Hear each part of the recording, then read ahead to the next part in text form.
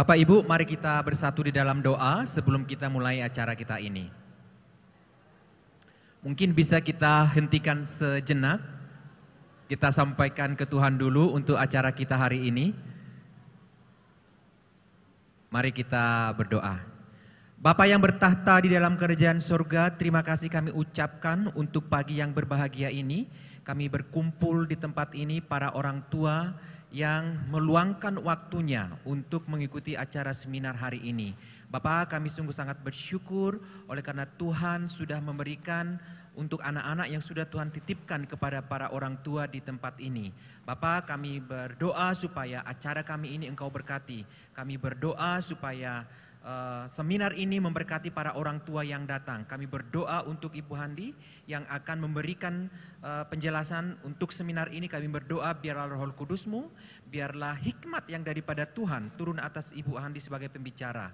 Bagi para orang tua ya Tuhan, bukalah hati dan pikiran kami, berikan juga hikmat yang daripada Engkau, supaya kami bisa mengerti topik-topik yang akan disampaikan oleh para pembicara. Berdoa untuk para orang tua yang masih dalam perjalanan menuju ke tempat ini, kami berdoa supaya Engkau yang memberkati mereka sampai di tempat ini. Supaya kami bisa bersama-sama dengan mereka, bersukacita dengan mereka, belajar bersama-sama dengan mereka ya Tuhan. Terima kasih Bapa, kami sampaikan sepenuhnya ke dalam tangan-Mu untuk acara ini.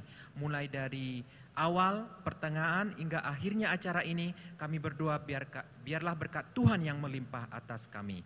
Terima kasih Bapa, di dalam nama anak Yesus Kristus kami berdoa dan mengucap syukur. Amin. Terima kasih Mr. Marisi.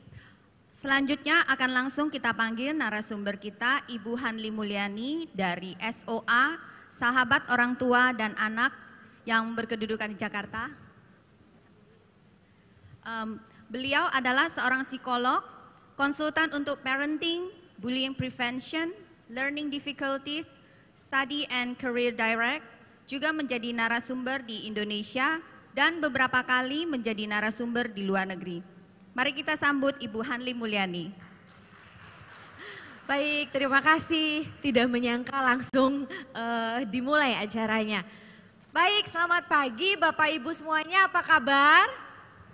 Ini kayaknya ibu-ibu semua ya, saya belum melihat ada bapaknya. Oh ada ya, satu ya. Baik, senang sekali bertemu dengan Anda semua. Lebih enak saya di bawah, kelihatan nggak kalau saya di sini? Kelihatan ya? Kelihatan ya, di bawah aja ya? Nggak kelihatan?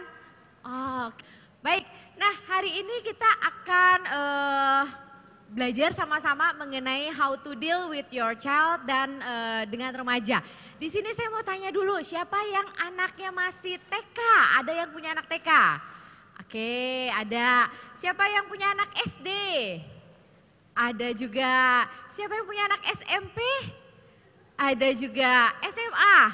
Ada juga ya. Oke, semuanya ada. Berarti nanti saya bisa pakai contoh dari usia-usia itu ya.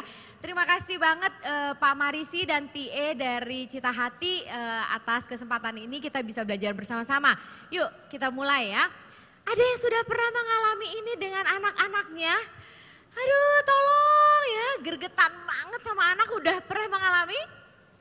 Ada? Pernah ya? Ada yang gak pernah mengalami seperti ini sebagai orang tua?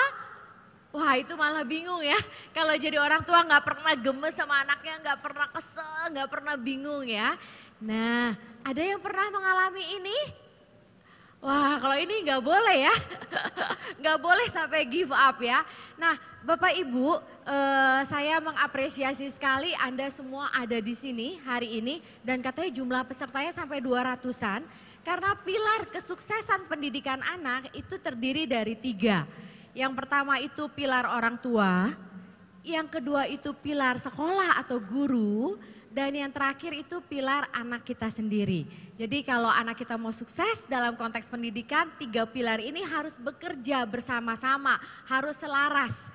Dan pilar nomor 1 itu adalah pilar orang tua ya. Nah kita hari ini belajar sama-sama supaya kita nggak menjadi orang tua yang seperti ini ya, give up. Aduh udah nggak tahu deh, pusing mau diapainnya, terserah aja deh ya.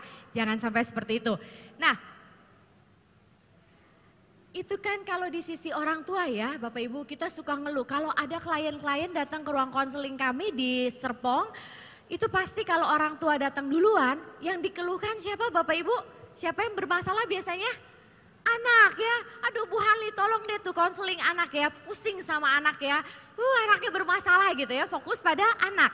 Tapi kalau saya udah ketemu sama anaknya, siapa yang dikeluhkan oleh anaknya Bapak Ibu? Mami papinya ya. Jadi anak-anak ternyata juga suka menangis dalam hati ya, dia menangis seperti ini ya. Tuhan kirimkanlah aku katanya ya, mama papa yang baik hati, yang mencintai aku apa adanya. Banyak anak yang gak merasa disayang sama orang tuanya. Banyak anak yang ngerasa gak didengerin oleh orang tuanya. Banyak anak yang ngerasa gak diterima oleh orang tuanya apa adanya ya. Jadi lihat, ini yang menarik Bapak Ibu. Jadi ketika ketemu dengan anak, anak itu merindukan. Bahkan kalau kita ngasih training di camp-camp ke sekolah-sekolah, kita juga memberikan training untuk anak-anak di sekolah-sekolah. Itu kalau kita survei ya, ada kuesioner gitu ya.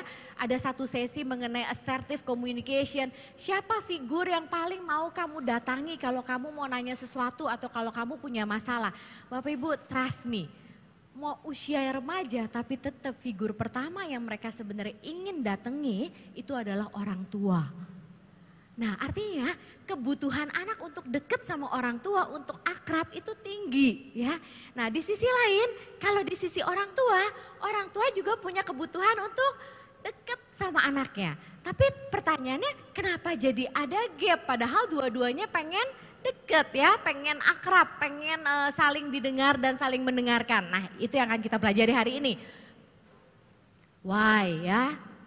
Kenapa semakin banyak anak memandang orang tuanya dalam tanda petik sebagai musuh ya. Kayak Tom and Jerry. Kalau ketemu ngobrol ya 5 menit baik-baik, kalau udah 10 menit udah konflik gitu ya. Terus kemudian kenapa sih generation gap itu semakin terjadi ya. Orang anak-anak bilang mama mah jadul gitu ya, papi mah jadul gitu ya. Orang tua udah dibilang sama anaknya jadul tapi masih suka ngomong begini sama anaknya. Dulu zaman papi mami seumuran kamu gitu ya. Generation gap.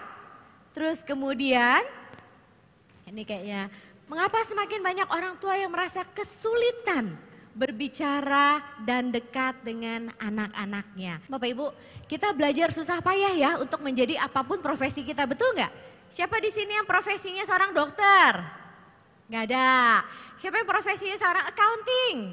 Ada ya, belajar ya Bu ya, 4 tahun ya untuk jadi accountant. Hukum, lawyer. Jadi ini profesinya apa ya yang saya sebutin tadi belum ada. Bisnis kayaknya ya, dulu banyak belajar bisnis. Kita belajar apapun untuk menjadi seperti apa kita saat ini. Saya menjadi psikolog, saya belajar 4 tahun menjadi psikolog, 6 tahun menjadi psikolog. Yang lawyer, belajar menjadi lawyer. Tapi pertanyaannya, ketika kita menjadi orang tua, kita hanya berbekal naluri ya, tapi kita nggak belajar untuk menjadi orang tua. Nah, seringkali kalau ada masalah pada anaknya, misalnya anak kita bermasalah nih di sekolah Bapak Ibu, siapa yang biasanya dicari? Orang tuanya. Siapa yang dapat surat panggilan? Orang tuanya ya. Terus kalau misalnya ada masalah dengan anak, orang suka ngomongnya gimana? Aduh ini kalau anaknya sampai begini, pasti papa mamanya juga begini ya. Buah nggak jatuh jauh dari pohonnya. Jadi ketika ada masalah perilaku pada anak-anak yang suka disalahkan adalah orang tuanya. Yang dicari adalah orang tuanya. Parents seringkali disalahkan tapi tidak dilatih atau tidak belajar menjadi orang tua. Nah Bapak Ibu kita tepuk tangan dulu ya buat PA Cita Hati yang sudah mengakomodir acara hari ini. Sehingga kita menjadi orang tua bisa belajar hari ini sampai nanti jam 12:30 ya. Nah waktu saya ke China 2 tahun yang lalu, saya pergi ke Wuhan, lalu saya bertemu dengan seorang profesor, namanya Profesor Cheng dari CCNU. Nah, si profesor ini dalam round table discussion, dia bilang begini, kenapa ya anak-anak itu sekarang banyak yang bermasalah katanya. Padahal kan orang tua mereka tuh well educated gitu ya. Tapi kenapa anak-anaknya bermasalah? Nah, saya dalam hati, pertanyaannya Profesor Cheng nih bisa saya jawab nih ya. tumben ada sesuatu yang profesor nggak tahu yang saya tahu gitu ya dalam hati ya. Lalu saya bikin notes ya, kemudian saya sampaikan ke profesor itu. Karena menjadi orang tua, punya anak itu tidak sama dengan menjadi orang tua. Artinya punya anak tidak otomatis bisa langsung menjadi orang tua yang efektif. Artinya memang menjadi orang tua itu perlu belajar. Kebetulan aja orang-orang yang backgroundnya psikologi itu belajar memang perkembangan anak dari usia ke usia. Nanganin anak SD itu akan beda dengan nanganin anak SMP. Kelas 6 SD aja udah berubah, 4 SD aja udah berubah. Yang dulu waktu masih kelas 1, 2, 3 masih gitu ya. Nanti kelas 4, kelas 5 mulai mulai membantah ya, mulai sok tahu gitu kalau kata orang tua ya. Jadi memang kita perlu belajar untuk menjadi orang tua. Nah Bapak Ibu, kita main ya. Anda punya notes semua? Dikasih ya sama panitia ya. Syarat ya, ketika saya selesai memberikan instruksi, nanti yang Anda buat adalah yang langsung pop up muncul di pikiran Anda ya. Lalu langsung Anda kerjakan, oke? Siap, kita balik ke masa kanak-kanak ya. Baik, gambarlah, sudah siap semua belum? Oke, gambar ya, gambarnya gampang kok. Sudah, begitu pop up muncul langsung Anda gambar. Gambarlah sebuah pemandangan waktu Anda 15 detik. Gambarlah sebuah pemandangan. Oke, 15, 14, sudah dimulai ya. Boleh saya pinjem Bu? Boleh saya pinjem Bu? Boleh saya pinjem Bu? Oke. 5, 4, 3, 2, 1. Tetot ya. Ini saya keliling sekolah-sekolah di Indonesia. Saya bertemu dengan orang tua di berbagai kota di Indonesia. Ternyata saya menemukan sebuah fenomena yang menarik Bapak Ibu ya. Ketika saya meminta Anda menggambar, saya tiba-tiba menjadi punya kemampuan membaca pikiran ya. Coba dicek gambarnya masing-masing. Pasti akan ada 2 versi kurang lebih ya. Mostly ya, meskipun pasti ada yang berbeda. Versi 1, ada 2 gunung ya, betul? Coba angkat tangan, siapa yang gambar 2 gunung? Nah, terus ada jalan parit di tengah, betul? Iya, ya kalau nggak di tengah di pinggir lah, tapi ada paritnya ya. Lalu ada matahari, mataharinya gimana? Kalau nggak bulat di tengah jabrik, betul? Terus ada rumahnya, gubuknya, burungnya gimana burungnya? Ya, iya teot deret gitu ya. Nah, siapa yang gambarnya kayak gitu? Angkat tangan. Ya, tepuk tangan buat kita semua ya. Jadul artinya. Atau versi pantai. Siapa yang gambar versi pantai? Ada pohon kelapa 1 ya. Bunga mataharinya, burungnya sama, enggak beda. Nah, seperti yang saya tangkap ya, saya ambil ini semua versinya sama. Pertanyaannya, kita jangan-jangan dulu bersekolah di sekolah yang sama ya? Gurunya sama jangan-jangan ya? Lihat, apa yang sudah masuk ya ke subconscious level kita ya, meskipun itu udah berapa puluh tahun yang lalu sih? Udah 30 tahun yang lalu jangan-jangan ya. Tapi ketika diminta untuk menggambar pemandangan masih munculnya itu ya. Ternyata untuk berubah itu perlu yang namanya proses ya. Jadi nanti sesudah keluar dari sesi ini Anda mungkin udah ada insight inspirasi. Kalau ngomong sama anak nanti gua nggak mau roadblocks lagi gitu ya. Tapi ketika ketemu anak, aduh roadblocks lagi gitu ya. Jadi nggak apa-apa ya. Ulangi sampai akhirnya Anda punya satu kebiasaan yang baru. Bagaimana berkomunikasi dan dekat dengan anak-anak ya. Jadi perlu proses. Ya, saya mau manage ekspektasi dulu Bapak Ibu. Saya belajar mengenai pendekatan ini itu selama 10 hari, intensif one on one. Anda hari ini sifatnya seminar ya. Jadi kalau misalnya nanti belum sampai skillful, ya memang kalau untuk sampai skillful artinya kita perlu waktu lebih lama untuk belajar ya, latihan-latihan. Dan kalau misalnya nanti Anda mau belajar lebih detail, kami bawa bukunya. Bukunya judulnya Parent Child Happy Relationship. Di situ saya langsung buat technical ya, praktikal. Jadi bisa ada di belakang. Saya cuma bawa 100 lebih eksemplar ya. Semoga cukup. Oke, kita mulai ya. Bagaimana, ada yang ingat? Kita kayaknya seumuran gak sih ya? Tahun 70-an lahir ya? 80-an, 60-an kira-kira gitu ya. Berarti waktu remaja kenal sama mereka gak Bapak Ibu? Kenal ya? Ayo siapa yang idolanya Brandon? Beverly Hills 101, berarti saya sejaman ya. Ini remaja zaman kita dulu. Remaja zaman sekarang masih begini? Wah udah enggak ya. Jadi ini masa-masa remaja kita. Nah Bapak Ibu, saya mau tanya. Ketika saya mengatakan kata remaja, apa yang pop up langsung muncul di pikiran Ibu? Remaja. Galau. Remaja. Nakal. Remaja. Mulai suka membantah. Remaja. Belum punya. Remaja. Pacaran. Remaja. Puberti. Remaja Bu. Jalan-jalan. Bingung. Nakal ya, suka pacaran, jalan-jalan, galau ya, suka membantah ya. Nah itu adalah persepsi kita mengenai remaja.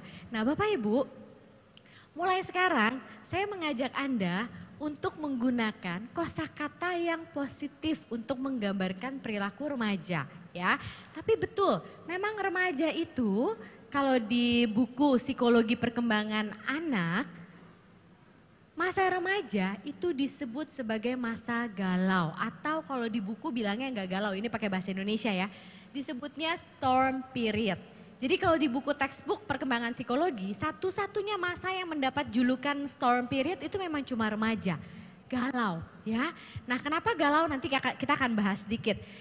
Yuk kita mulai sekarang, kalau misalnya anak kita ngebantah ya, kita bilangnya gini, wah anak saya memang mulai argumentatif gitu ya. Terus kalau misalnya anaknya mulai suka bohong-bohongin orang tua ya ngeles dikit. Kita bilang anak kita mulai, strategic thinkingnya bagus banget tuh anak kita ya. Nah kenapa saya mengajak Anda untuk menggunakan kosakata yang lebih positif? Karena ketika kita udah mikirnya nakal ya. Tapi kalau misalnya kita bilangnya eksploratif gitu ya. Energi kita pun akan menjadi lebih positif ketika menghadapi mereka ya. Instead of kita bilang ngebantah, argumentatif ya. Instead of kita bilang suka bohongin orang tua, ngeles, strategik banget ya, kreatif ya.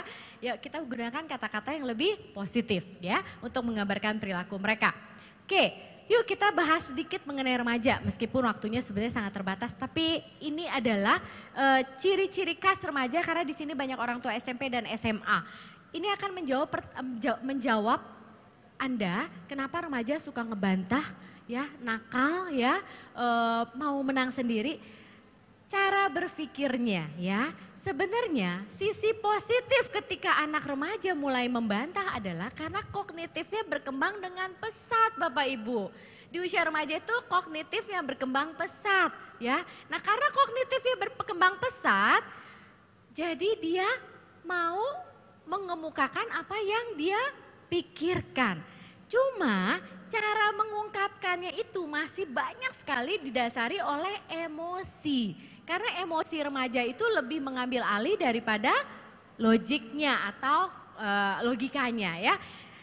Jadi kalau misalnya ada yang dia nggak setuju, ya dia nggak setuju, dia akan membantah yang Anda bilang. Karena sebenarnya dia hanya ingin menyampaikan enggak. Menurutku begini, satu sisi adalah positifnya kognitifnya berkembang dengan pesat di usia remaja. Jadi memang mereka mulai argumentatif. Kalau remaja Anda nggak bisa, cara bicaranya itu one way, direct nggak bisa. Harus mulai pakai ganti gaya coaching, artinya perlu conversation, percakapan ya. Nah mereka nggak mau lagi dianggap anak kecil. Yang suka bikin remaja galau tuh ini salah satunya Bapak Ibu ketika saya memberikan training buat remaja. Di satu hari orang tua bilang begini, kamu gimana sih, kamu kan udah gede gitu ya, kok masih kayak begitu ya. Di hari yang berbeda orang tua ngomong begini, kamu kan masih kecil, belum boleh begitu gitu ya. Aduh ya pusing ya, satu sisi diharapkan jadi orang gede, satu sisi dianggap masih anak-anak. Tapi ketika kita mengharapkan dia jadi orang besar, kita pun tidak ngajarin atau coaching dia gimana caranya jadi orang dewasa ya. Nah berikutnya, ini loh Bapak Ibu, here and now. Bapak Ibu, kita benar-benar harus sering ngobrol sama remaja. Karena ciri khas remaja yang mengerikan adalah cara berpikirnya yang di sini saat ini, gak mikir panjang. Makanya usia yang paling nekat itu sebenarnya usia remaja ya, here and now. Sehingga contoh ya, zaman sekarang kan zamannya gadget. Ketika kamu mengupload sesuatu, kamu harus mikir konsekuensi dari apa yang kamu upload. Di satu kisah di satu sekolah anak kelas 6 SD di Jakarta. Anak ini baru beli bra baru Bapak Ibu ya, kelas 6 SD. Bra remaja itu kan memang cute ya, lucu-lucu ya. Nah yang punya BFF kan anak perempuan biasanya kan, geng udah mulai punya BFF. Dia foto selfie, yang suka selfie kan lebih banyak anak cewek ya. Selfie cekrek untuk ngasih unjuk bahwa aku baru beli bra nih, lucu banget gitu kan. Dikirim ke temennya ya, dikirim. Misalnya ini teman saya, Sen gue baru beli bra baru nih, lucu banget tuh nggak branya. Tapi lu janji ya jangan kasih tau siapa-siapa ya. Bener ya? Ya janji ya, janji. Pas terima, iya branya si Hanli lucu banget gitu ya. Ini kisah nyata ya Bapak Ibu ya. Lalu dikirim lagi ke BFF yang lain. Tau gak si Hanli baru beli bra lucu banget lu. Tapi lu janji ya jangan kasih lihat siapa-siapa. Karena gue udah janji sama Hanli gak kasih lihat orang lain. Ya janji. Send ya kan. Terus kemudian dari sini send lagi. Kisah yang terjadi pada kasus itu adalah sampai ke kepala sekolahnya foto itu. Dan ketika kepala sekolah menerima foto itu nggak tahu backgroundnya, akan mikirnya seperti apa? Oh anak kami bertindak tidak sopan ya, memperburuk nama sekolah. Nah itu cara berpikir here and now. Kisah satu lagi sekolah di daerah Bekasi, anak SMA. Kenal ya sama temen lewat digital, oke? Kan kalau anak remaja itu berapa jumlah followers itu sesuatu banget kan. Kalau saya ngasih training di SMP, tante aku udah follow tante follow back aku ya gitu. Jadi di follow ya, berapa jumlah like, komen itu menjadi sesuatu yang penting. Ceritanya anak ini berteman dengan seorang pria lewat digital. Ciri-ciri anak generasi Z adalah digital. Fisik sama digital itu sudah blend ya. Nah ternyata melalui masuk awalnya dari hal-hal yang menyenangkan, foto dikirim ya, sampai akhirnya laki-laki itu bilang, kirim dong foto kamu ya.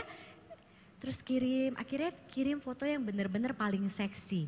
Lalu setelah si anak laki-laki itu terima foto itu, berbalik. Dia menggunakan foto itu untuk mengancam, minta beliin pulsa, minta ya, itu terjadi di satu sekolah di Bekasi dan akhirnya anak perempuan ini dikeluarkan. Jadi here and now, kita perlu banyak ngobrol sama remaja ya. Konsekuensi yang kamu kenal lewat dunia digital, meskipun dia baik, meskipun ada fotonya, dia tetap tidak nyata. Sebelum kalau kamu ketemu langsung dan tahu background keluarganya. Nah itu hanya bisa melalui percakapan. It won't happen to me syndrome. Nah ini juga bikin orang tua tuh galau menghadapi remaja. Coba ya, kalau ada satu kasus ya, kita cerita tuh kan, lihat tuh Sidul ya, nyetir di usia remaja tuh bisa kecelakaan itu loh. Mami papi kenapa gak ngizinin kamu nyetir mobil meskipun kamu udah bisa. Anak remaja cenderung akan jawab apa? Itu kan Sidul Mi, aku mah gak bakal gitu ya.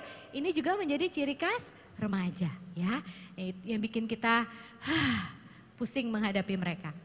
Lebih asik menghabiskan waktu dengan teman-temannya. Bapak Ibu gak usah baper ya kalau anak remaja mulai gak mau diajak ke undangan sama orang tuanya ya. Lebih milih teman daripada orang tuanya, ini memang di usia mereka. Yang penting Anda ajak ngomong bahwa perlu balance. Ada waktu sama papi mami, ada waktu sama teman. Dan Anda lebih baik bikin kesepakatan kapan waktu keluarga. Jadi papi mami kita semua di hari itu kalau nggak ada yang penting-penting amat, dan kalau mau pergi itu harus izin ya. Even papi loh, kalau misal tiba-tiba ada sesuatu di hari itu papi juga harus izin ya. Jadi bikin kesepakatan. Tapi kebutuhan mereka untuk sama-sama teman itu adalah sesuatu yang normal di usia mereka. Senang curhat ini juga perlu diajak bicara Bapak Ibu. Seringkali anak-anak remaja itu karena menganggap orang tuanya nggak bisa memahami dia curhat sama temannya. Semua rahasia dapur Anda sebagai papi mami itu temennya tahu Bapak Ibu ya. Itu yang kami juga dapatkan dari anak-anak remaja ketika kami membawa mereka camp. Semua dicurhatin sampai papi mami ngomong apa ya di rumah berantemnya kayak gimana itu semua diketahui oleh orang lain. Ingin berada dan diterima dalam kelompok ya. Makanya remaja itu suka meskipun dia nggak mau melakukannya, hanya karena ingin diterima, nggak mau di-exclude, mereka akan rela untuk melakukannya. Jadi right is right even though if only you are doing it, wrong is wrong even if everyone doing it, itu nggak gampang-gampang banget tuh untuk dilakukan oleh remaja. Tapi kita harus tetap ngobrol sama anak-anak kita. Bapak Ibu, kita harus menjadi pendidik utama buat anak-anak kita. Karena zaman kita tuh beda dengan zaman mereka. Dulu zaman kita pendidik kita siapa Bapak Ibu? Pendidik kita orang tua, betul? Terus TVRI paling, ya kan? TVRI ya baru ada RCTI usia berapa, ya kan? TVRI jam 9 apa acaranya Bapak Ibu? Dunia Dalam Berita, ya kan? Terus jam 9:30 kalau hari biasa, satu nusa, satu bangsa ya kan. Udah gak bisa tidur ya, mau gak mau ya ngobrol sama orang tua ya atau baca buku. Tapi zaman now pengalih perhatian itu banyak banget. Dan pendidik anak kita kalau tidak diambil alih oleh orang tua, itu pendidik adalah YouTubers ya. Pendidiknya adalah game online. Pendidiknya adalah semua informasi yang dia didapatkan di Instagram yang belum tentu semuanya itu value-value-nya benar dan pas dengan kita ya. Jadi kita harus mengambil alih fungsi pendidik anak-anak kita. Kalau enggak value anak-anak kita itu bisa dapat dari mana saja dan kita bisa terkaget-kaget ya. Oke. Identitas diri juga sangat menonjol. Kebutuhan untuk dihargai di usia remaja itu juga menjadi sangat tinggi. Bapak Ibu, kebutuhan dihargai. Ada 2 usia yang puncak harga diri itu tinggi, kebutuhan dihargai. Yaitu di usia remaja, nanti mencapai puncak lagi di usia berapa Bapak Ibu kira-kira bisa nebak nggak? Lansia ya. Jadi kebutuhan harga diri manusia ya memuncak di remaja, artinya kebutuhan untuk dihargai tinggi. Terus turun, stabil, nanti dia tinggi lagi di usia lansia. Sehingga kita juga banyak ya lansia yang post power syndrome ya. Di saat kebutuhan dihargai tinggi tapi produktivitas makin menurun ya. Nah jadi yang tinggal serumah sama papa mamanya, kebutuhan mereka untuk dihargai juga sedang tinggi lagi ya. Bisa menjadi masukan buat Anda. 3 ini hal yang Anda harus kasih atau fasilitasi untuk remaja. Remaja intinya perlu dapat 3 hal ini Bapak Ibu. 3 yes saya bilangnya. Yes, aku bisa. Yes, aku berharga. Yes, aku diterima. Yes, aku bisa. Anda bantu ya fasilitasi anak-anak Anda untuk punya prestasi-prestasi di usia remaja. Prestasi itu nggak harus yang wow gitu ya, yang cetar membahana kayak wah juara olimpiade sedunia gitu. Gak usah ya, tapi ketika misalnya dia di gereja, dia aktif ya terlibat, berkontribusi itu juga udah sebuah prestasi. Yes, aku bisa. Anda berikan kepercayaan-kepercayaan dia melakukan sesuatu secara independen, yes aku bisa. Lalu yes aku berharga ya. Kemudian yes aku diterima apa adanya. Jangan bandingkan anak Anda dengan anak lain. Burung, kuda, sama ikan. Ayo Bapak Ibu, mana di antara 3 hewan itu yang paling keren dan paling hebat? Burung, ikan, atau kuda? Ikan. Anda bintangnya Pisces? Burung, ikan, atau kuda yang paling hebat? Semua, betul. Kita nggak mungkin meminta si kuda untuk bisa menyelam ke samudra seperti si ikan. Dan kita nggak mungkin meminta ikan untuk bisa terbang seperti si burung. Artinya apa?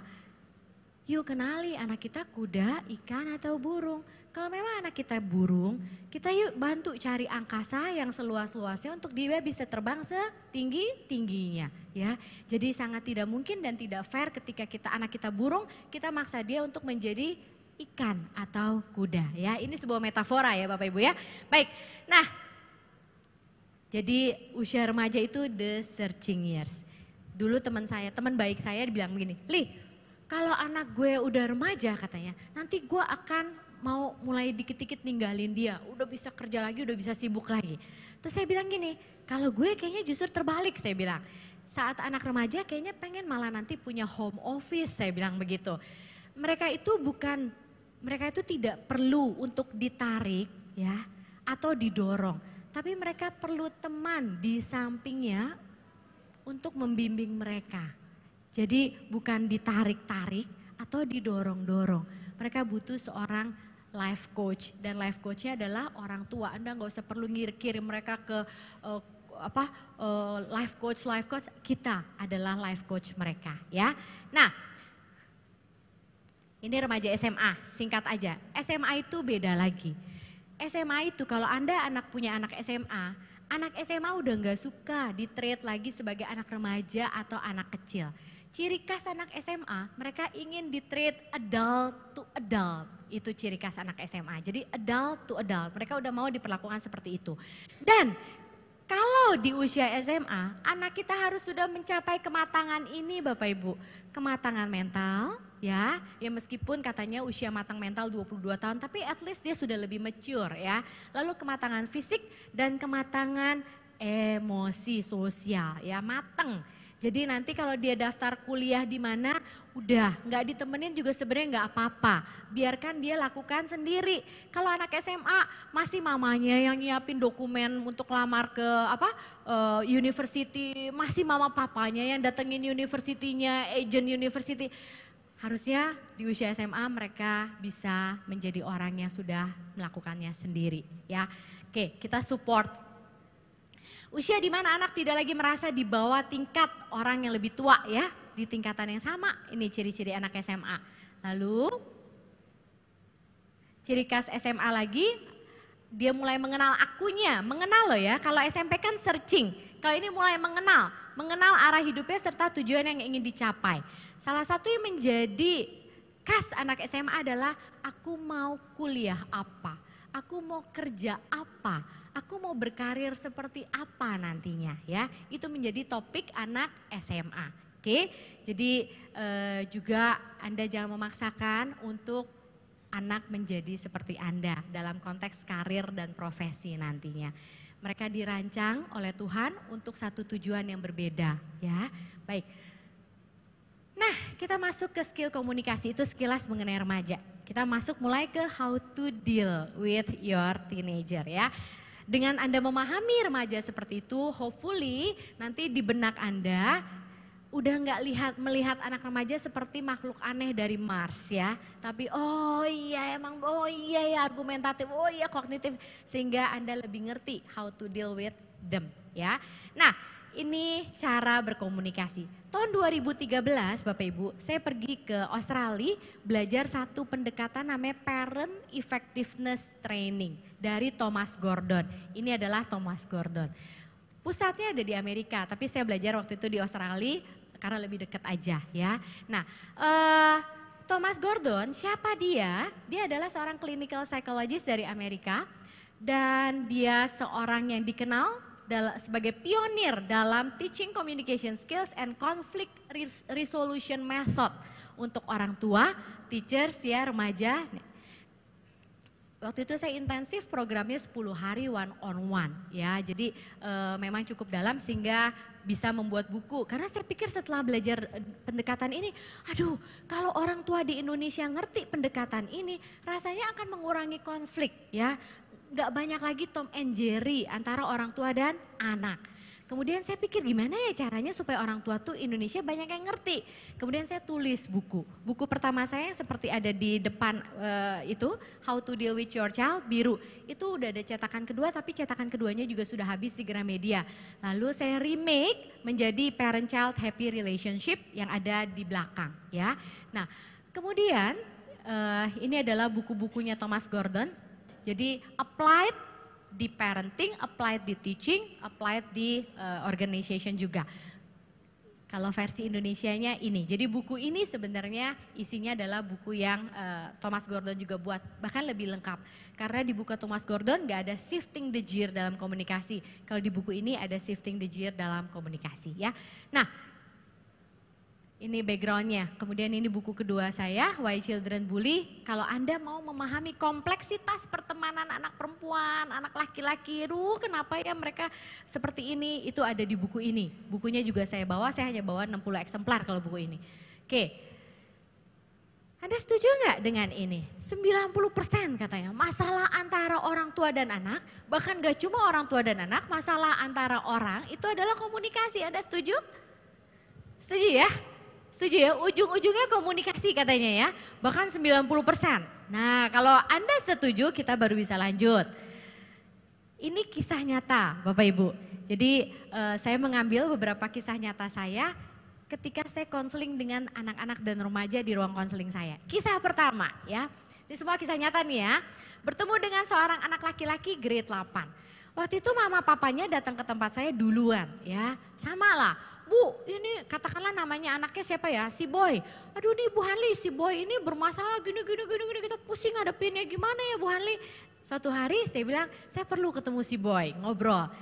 Janjianlah ngobrol di Sumarekon Mall Serpong di food courtnya. Karena anak ini menolak untuk datang ke tempat konseling. Karena dia merasa aku nggak bermasalah gitu ya.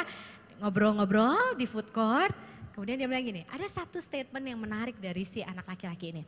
Tante, waktu itu dia berdua datang sama adiknya, waktu itu masih kelas 5 SD, si anak laki-laki ini kelas 8 kakak adik. Tante, kita tahu kok tante, jadi anak itu harus hormat sama orang tua, dia bilang gitu. Kita juga tahu kok tante, jadi anak itu harus dengerin orang tua. Tapi gak gitu kali tante cara papa mama ngomong katanya ya, itu statement yang menarik. Terus saya gali dong, oh ya gimana emangnya cara papa mama kamu ngomong gitu kan. Itu loh tante, kayak mau menerkam dan membunuh katanya ya. Itu pernyataannya. Anda jangan bayangin itu papa mamanya kalau ngomong bobo golok ya Bapak Ibu ya. Itu sebuah metafora ya.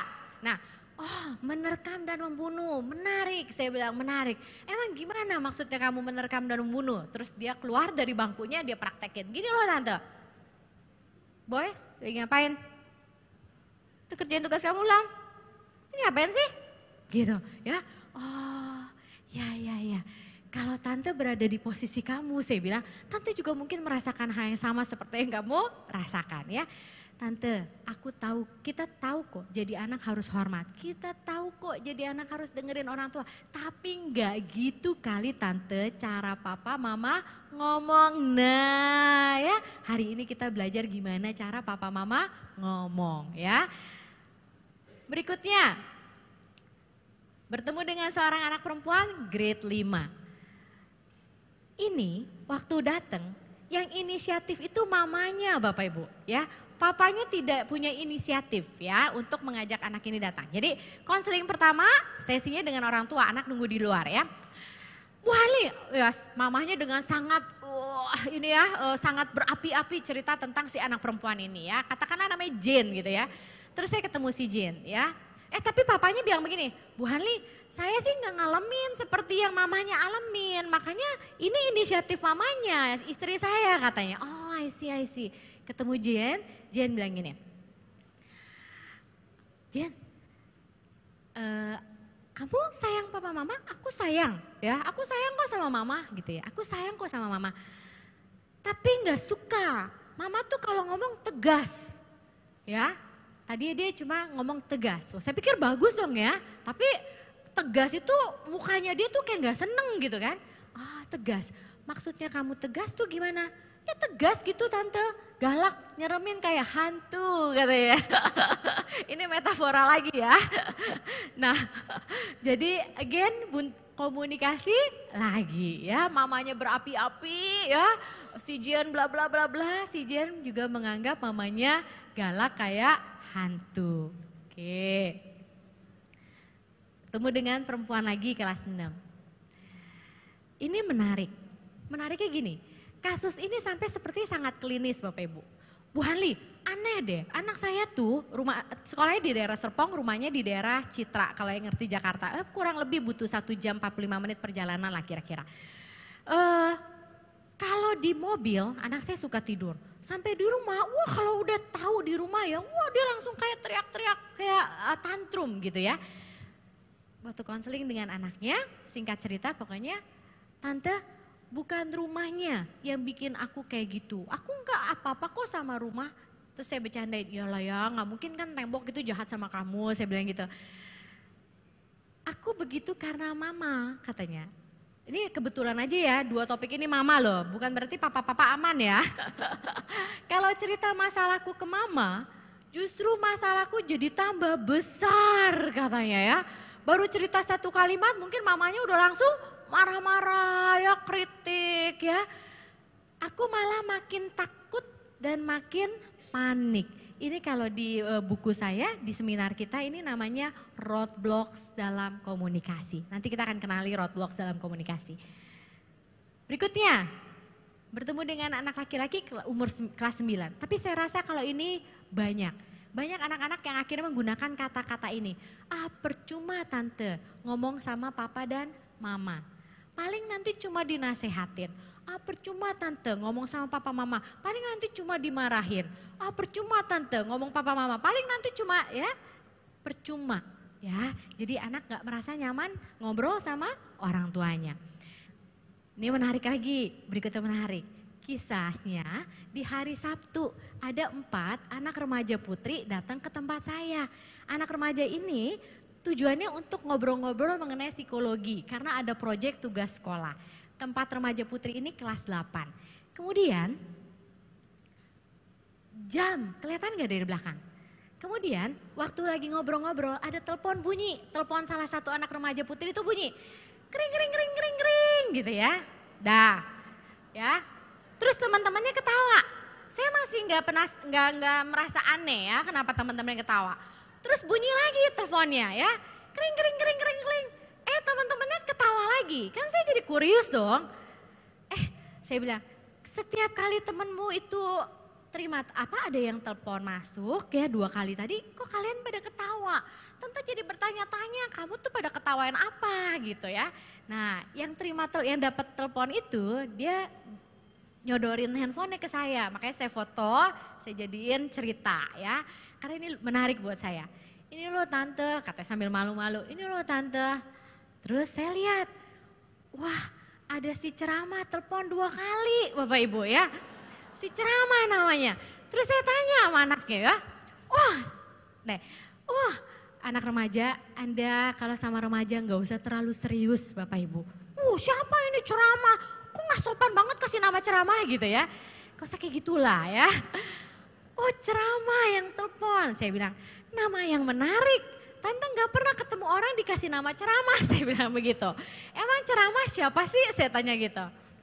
Tante, papi ya. Papi. Tapi waktu telepon nih Bapak Ibu gak ada tuh. Galak-galak sama papinya gak ada. Saya yakin banget tuh papinya belum tentu tahu dapat julukan ceramah dari anaknya ya. Karena kan siapa tuh handphonenya juga di password ya. Nah, terus ke bawah tuh ada yang menarik lagi. Itu pagi-pagi ada yang telepon juga tuh. Namanya menarik juga buat Tante Hanli. Bawel. Emang siapa si Bawel gitu ya. Mami tante ya. Wah lengkap sudah ya. Terus saya tanya lagi, emang kenapa papi kamu namain ceramah? Iya tante, papi itu kalau udah ngomong panjang banget katanya. Oh I see. Terus mami kenapa namanya Bawel? Iya tante, mami itu kalau udah ngomong diulang gitu ya. Anda pasti pusing jadi orang tua, saya juga pusing. Coba lihat di Alkitab ayat Ulangan. Ulangan ayat 1 kalau saya nggak salah. Di situ mengatakan ajarilah anak Anda berulang-ulang. Ya. Ada di Bible loh, ajarilah anak Anda berulang-ulang. Lah kita ngomong berulang-ulang, kita dapat julukan apa? Bawel. Ya, apa Tuhan ya, nggak salah apa isi Alkitab ya. Pasti ada sesuatu ya, bagaimana cara berkomunikasi sehingga kita dapat julukan ceramah dan bawel. Waktu belum lama ini saya ngasih seminar di sebuah gereja. Ketika saya cerita ini suami istri ikut. Waktu break suami istri ini datengin saya, istri ya terutama. Bu Hanli, tadi yang Bu Hanli cerita itu persis. Anak kami, katakanlah anaknya namanya si Dion gitu ya. Dion itu juga sama Pak. Bu Hanli, di HP-nya itu dia ada julukan nama buat papanya ya. Tapi mamanya enggak, karena dia deket sama mamanya ya. Jadi cek, nanti mulai dicek ya, pulang ya. Ada nama yang aneh, unik-unik enggak ya? Ceramah dan bawel. Oke, tunggu saya nggak mau kasih ini dulu. Bapak Ibu, ada 3 rahasia komunikasi. Kita masuk nih ke rahasia komunikasi. Ketika kita berkomunikasi itu ada 3 unsur. Tadinya saya mau kasih hadiah nih ya untuk pertanyaan ini. Tapi tadi udah kebocor dikit, nanti buat pertanyaan yang lain. Saya akan bagi ya hadiah 2 buku. Tapi bukan pertanyaan ini. Ada 3 unsur ketika komunikasi. Ada unsur apa saja Bapak Ibu? Pertama ada unsur apa kalau komunikasi? Ada apa? Hah? Suara. Maksudnya suara tuh intonasi suara. Good. Oke, ada unsur apa lagi? Tatapan mata, ekspresi, bahasa tubuh. Good. Satu lagi? Kata-kata ya, kata-kata. Kecuali kalau dia nggak kenal, kita nggak kenal, ya pakainya coba bahasa tubuh sama intonasi ya. Nah, dari 3 unsur ini, kalau di total itu 100%, kata-kata nyumbang berapa persen? Intonasi berapa persen, bahasa tubuh berapa persen, Bapak Ibu ada yang mau coba? Saya akan mainkan ini dengan 3 penantang. Penantang pertama, kata-kata berapa persen? Siapa mau coba? Yep, mau coba Bu, kata-kata berapa persen? 50%. Ini ada hadiahnya loh ya, yang paling mendekati akan dapat hadiah. Bahasa tubuh? 20%, tolong diingetin ya, 50-20. Intonasi 30%, thank you Bu sudah bermain. Pemain kedua, siapa yang mau coba? Ya, Ibu dan Bapak ya, baru laki-laki kita coba. Intonasi 50, kata-kata 30, tatapan mata 20, ekspresi 25-25 deh. Nawar lagi ya, 25-25 deh, Pak. The first laki-laki nih. Oke. Kata-katanya cuma 5%. Kata-kata cuma 5, yakin Pak? Cuma 5%. Terus apa lagi? Intonasi ya 35. 35, jadi berapa? 40. Sisanya 60. Oke, terima kasih sudah bermain Pak. Yuk Bapak Ibu, kira-kira pemenangnya yang mana? Yang ini? Ibu ini atau Bapak? Hah? Bapak? Yakin Bu? Kata-kata? Ini kan ngomong, masa kata-kata cuma 5%? Ini kita lihat ya. Nah, researchnya begini. Kata-kata itu katanya cuma 7%.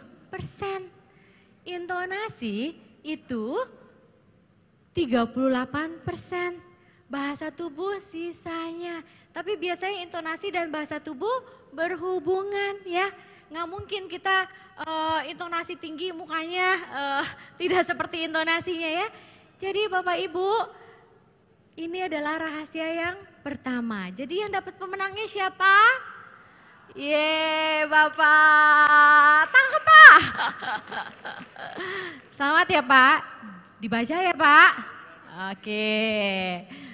Baik, coba ya kita buktikan. Siapa yang mau jadi volunteer di sini? Bapak aja deh volunteernya ya Pak. Sini Pak kan udah dapat buku. Pak siapa Pak namanya Pak? Handi. Oh ini Pak Handi, saya Bu Hanli. Kita mirip ya Pak ternyata ya. Oke, saya akan Bu Hanli akan berkomunikasi dengan Pak Handi ya. 3 kali. Berapa kali? 3. Perhatiin semuanya ya. Yang pertama, Handi terima aja dulu, pasif dulu ya. Yang pertama, ada apa Pak Handi? Ya, oke. Yang kedua, ada apa Pak Handi? Yang kedua. Yang ketiga, saya nggak ada meja ya. Ceritanya sambil saya gebrak meja ya, sambil saya melotot. Ada apa Pak Handi? Wah ya, 3 kali ya.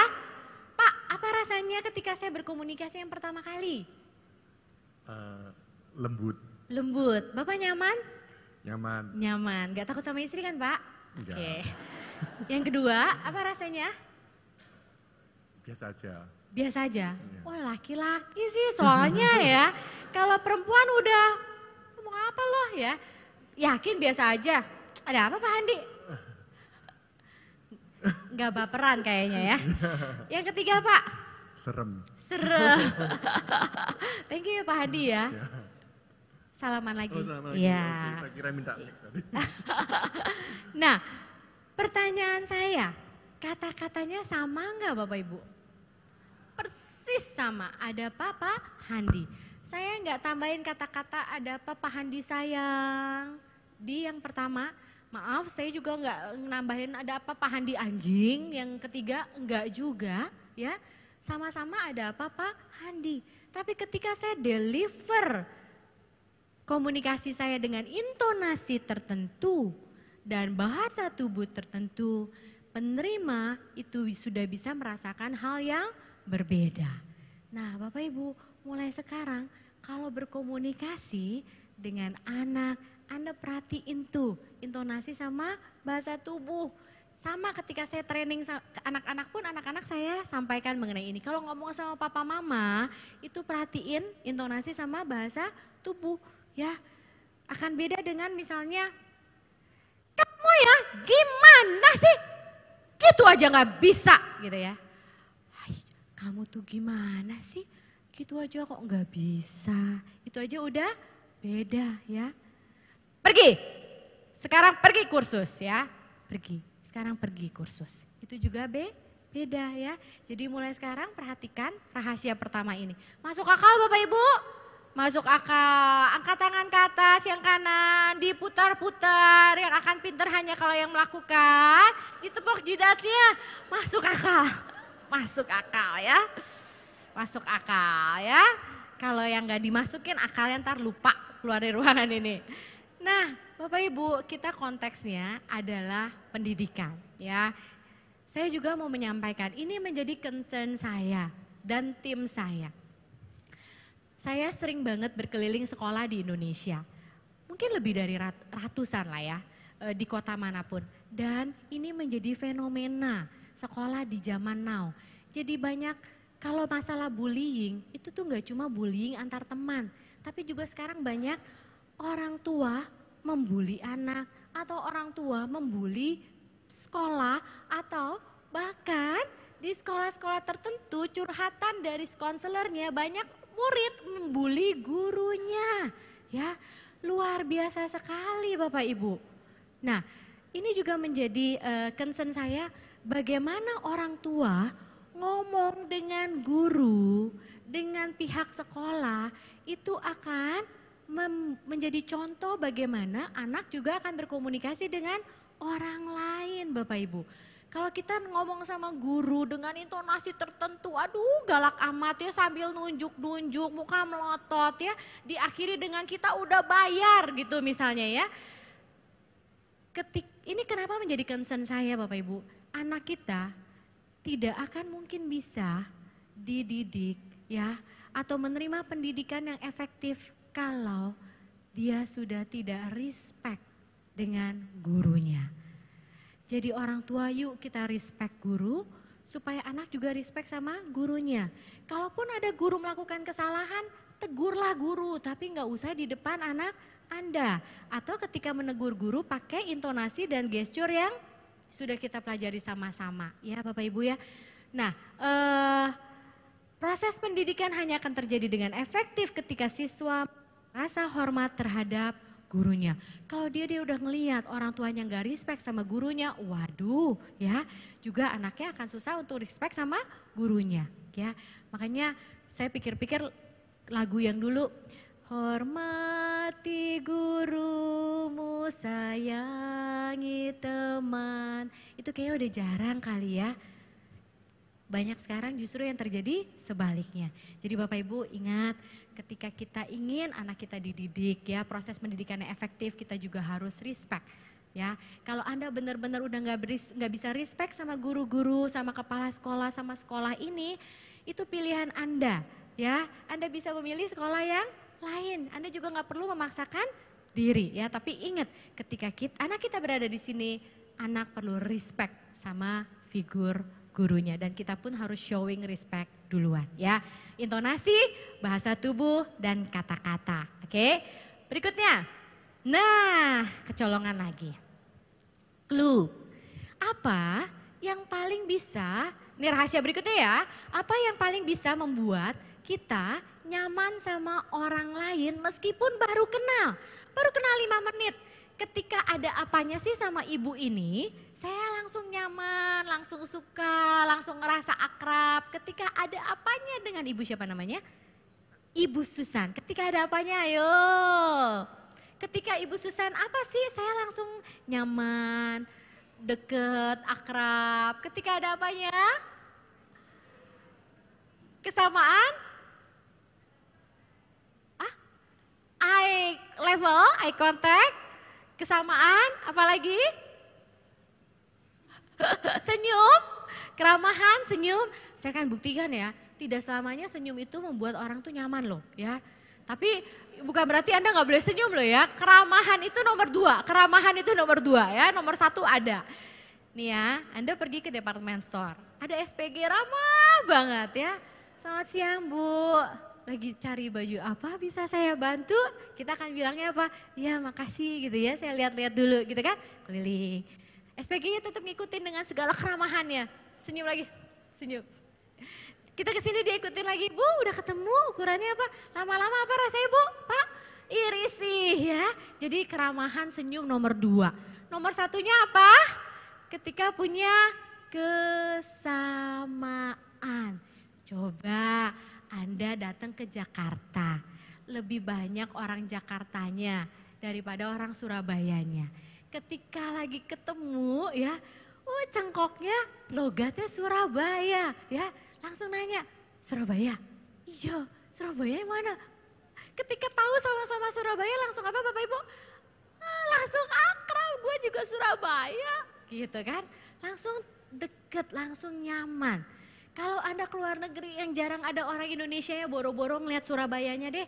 Ketemu sesama orang Indonesia apa rasanya? Wah Indonesia ya, sama Indonesia juga. Yuk kita nyanyiin lagu kebangsaan ya. Jong, artinya langsung deket, akrab. Nah Bapak Ibu, rahasia kedua kalau mau deket sama anak, Anda harus pinter-pinter nyari kesamaan dengan anak Anda. Anda akan bisa mempengaruhi anak Anda dengan lebih mudah dan dia lebih mau ketika dia merasa mama papanya punya kesamaan dengan dia. Kalau misalnya anak perempuan Anda lagi seneng sama yang namanya K-pop ya. Meskipun Anda senengnya sama Robert Downey Junior ya. Aduh lihat muka-muka K-pop dan aduh enggak. Cari tahu lah ya. Oh yuk si Kim Jong Un tuh. Kim Jong Un bukan ya. Nama orang Korea susah-susah soalnya ya. Oh ya, mami tahu gitu. Nyaman ya. Terus misalnya anak laki-lakinya senang apa? Misalnya senang mobil ya atau robot ya. Anda cari tahu lah tentang mobil, otomotif, robot. Ada satu kisah, ibu ikut, salah satu orang ibu ikut training saya ini. Tapi ikut training yang full session 2 hari mengenai how to deal. 2 hari programnya. Terus dia bilang gini, Bu Harli, saya tuh ikut training ini karena saya hubungannya sama anak saya gak deket. Benar-benar udah parah ya. Tapi kalau ngomong satu hal tentang burung, itu langsung nyambung karena anaknya senang dengan burung ya. Saya hanya bisa gampang deket kalau ngomongin tentang burung di awalnya ya. Jadi pintar-pintar cari kesamaan. Kalau anak pakai SD, warna suara Anda kalau ngomong boleh dibuat kayak anak SD ya. Oh mau itu, saya kalau konseling anak nih Bapak Ibu, mulai dari SD sampai SMA. Kalau SD, oh ya, oh kamu nggak suka sama Nai-Nai, oh kenapa, kayak gitu. Tapi kalau sama remaja saya begitu cara ngomongnya, wah si Tante Hanli gila ya. Tapi kalau sama anak SD saya ngomongnya, oh kamu gak suka sama Nai-Nai kamu. Ada apa memang sama Nai-Nai kamu? Wah itu juga gak masuk ya. Jadi cari kesamaan. Masuk akal Bapak Ibu? Tepok lagi jidatnya, masuk ya. Masuk, udah 2 rahasia loh ya. Berikutnya, nah supaya nyambung. Ada satu buku yang menarik Bapak Ibu kalau Anda mau baca, itu di Gramedia, namanya Generasi Z ya. Saya baca buku itu karena saya sangat penting untuk tahu. Ada istilah generasi.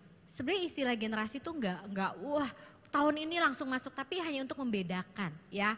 Tiap generasi itu berbeda. Makanya generasi gap ya, tolalit ya. Baby boomers ya, baby boomers ini mungkin orang tua kita ya. Lalu kita ada sebagian yang generasi X, mungkin ada sebagian dari kita yang generasi milenial. Jadi sebenarnya milenial itu kelahiran 95 sampai 2002 kalau saya nggak salah ya, sampai 2005. Lalu ini dibuat, nama generasi ini dibuat oleh seorang researcher mengenai generasi. Jadi saya pakai istilah ini ya.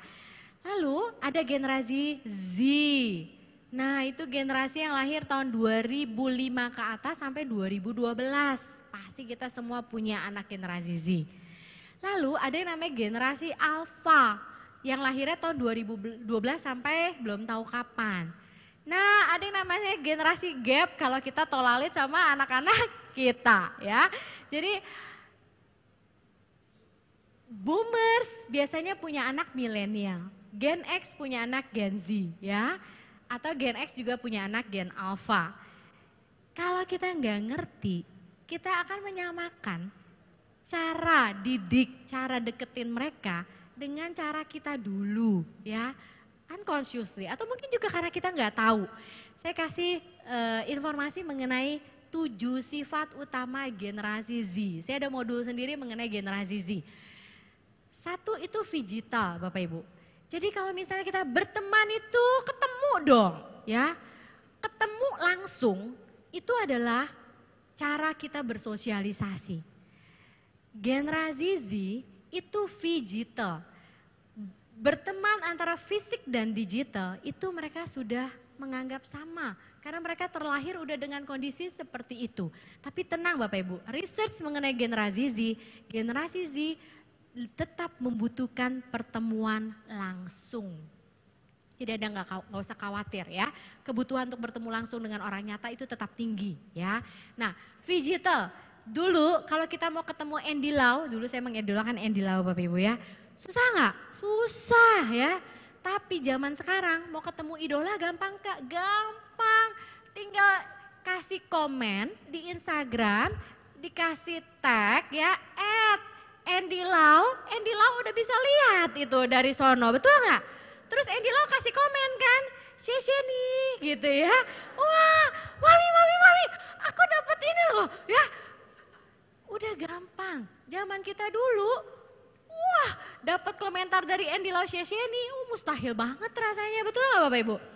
Dan kalau kita dulu hadir ya harus hadir begini. Tapi anak-anak sekarang hashtag itu adalah sebuah bentuk kehadiran. Hashtag itu sebuah bentuk kehadiran ya. Jadi udah digital, hiper customisasi ini yang bikin kita mabok ya.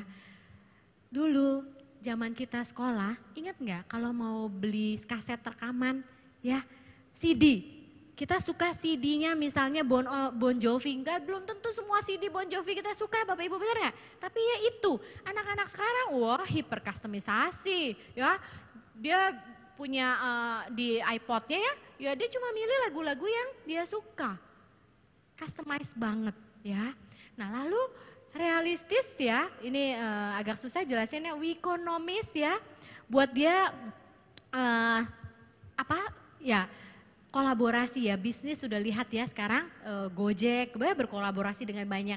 Do it yourself ini juga. Bapak Ibu, researchnya, arahnya nantinya itu yang namanya kuliah, major, itu arahnya akan sangat customize. Karena anak-anak zaman sekarang kalau belajar itu sendiri. Kalau kita dulu belajar buku, nyari guru. Anak sekarang kalau belajar make up, lihat YouTube. Dia pilih make up artis yang dia suka.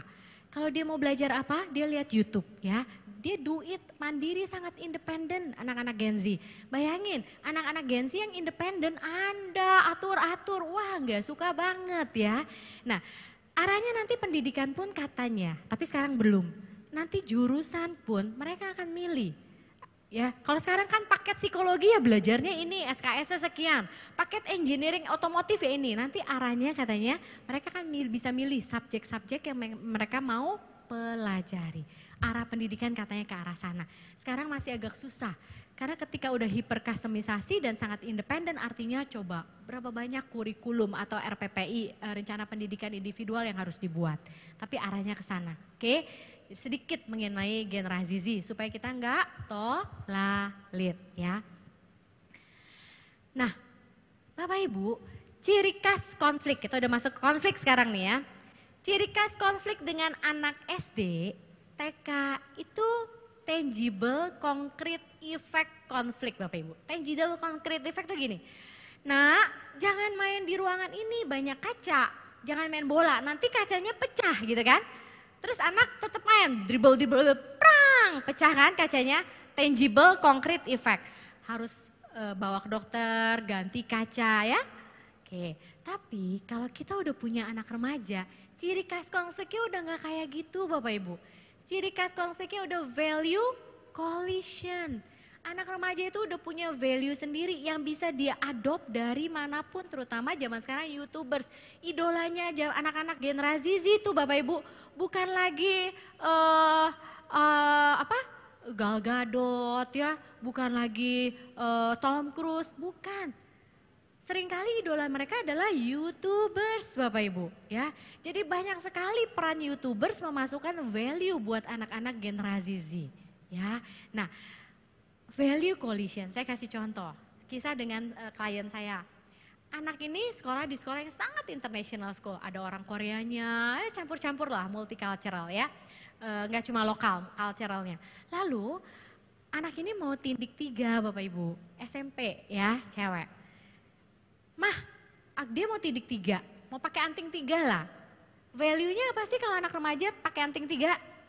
Cool, keren ya kan? Cool, keren ya. Kalau bisa dideretin tuh antingnya ya. Nah papanya bilang begini, gak boleh. Anak cewek pakai anting 3 itu kayak anak nakal. Kayak preman, kayak anak-anak nakal gitu ya. Itu value papa mamanya.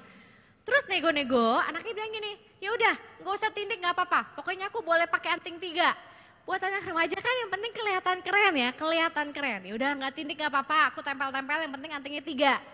Terus papanya bilang begini, kamu ditindik gak ditindik, orang pokoknya ngeliat kamu antingnya 3 katanya. Itu udah anak nakal, preman ya.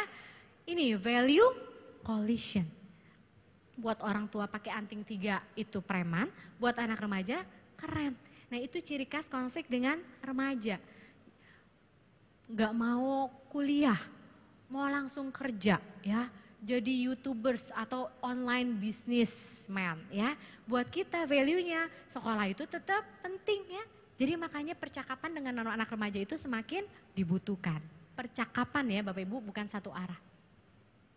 Kita masuk ke rahasia berikutnya dan ini perlu skill yang lebih dalam. Nah, bagaimana cara mendengarkan sehingga anak mau bicara? Ada di sini ya. Dan bagaimana cara bicara sehingga anak mau mendengarkan. Ternyata Bapak Ibu membuat anak mau bicara itu rahasianya adalah cara mendengarkan. Bukan bagaimana cara bertanya. Dan membuat anak mau mendengarkan itu ada rahasia namanya cara bicara ya. Kita akan pelajari cara mendengarkan dan cara bicara. Kita masuk ke cara mendengarkan dulu. Dalam PET Thomas Gordon itu ada istilah namanya roadblocks dalam komunikasi, batu penghalang ya. Di buku saya itu dijelaskan roadblocks apa saja, contoh-contohnya. Saya nggak bisa menjelaskan roadblocks secara detail, oke.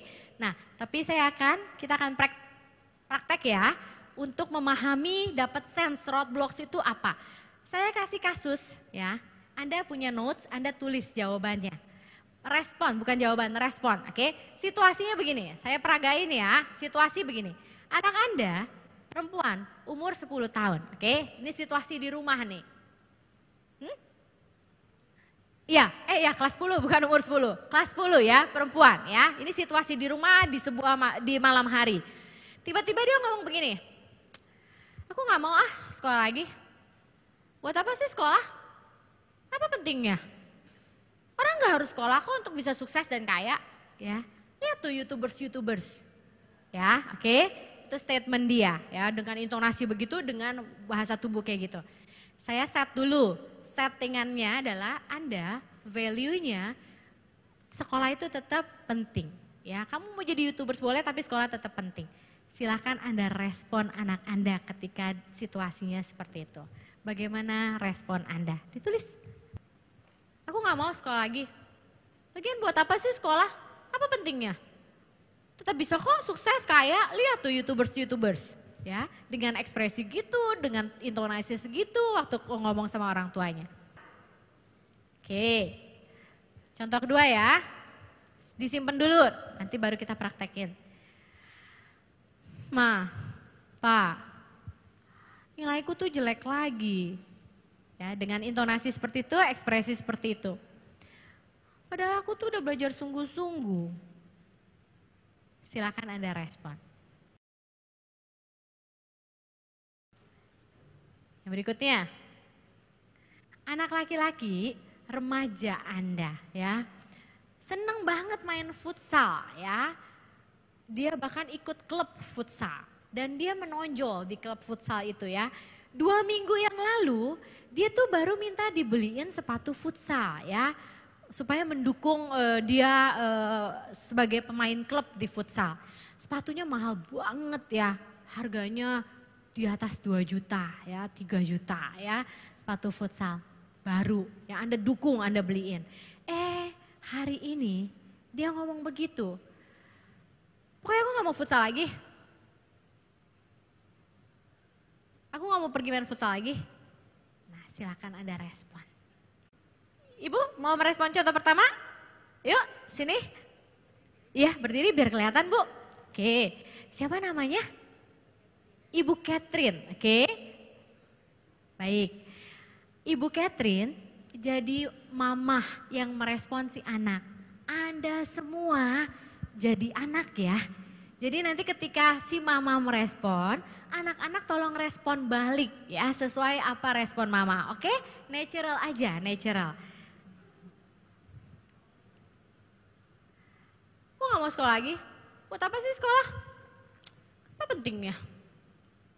Orang gak harus sukses, gak harus sekolah untuk bisa sukses kaya kok mah. Tuh lihat tuh YouTubers. Respon. Hidup itu 80-20. 80 itu adalah habit, 20 adalah result. Jadi apa yang terlihat di 20% itu dari 80% yang dia pelajari. Oke. Respon mama, hidup itu 80-20.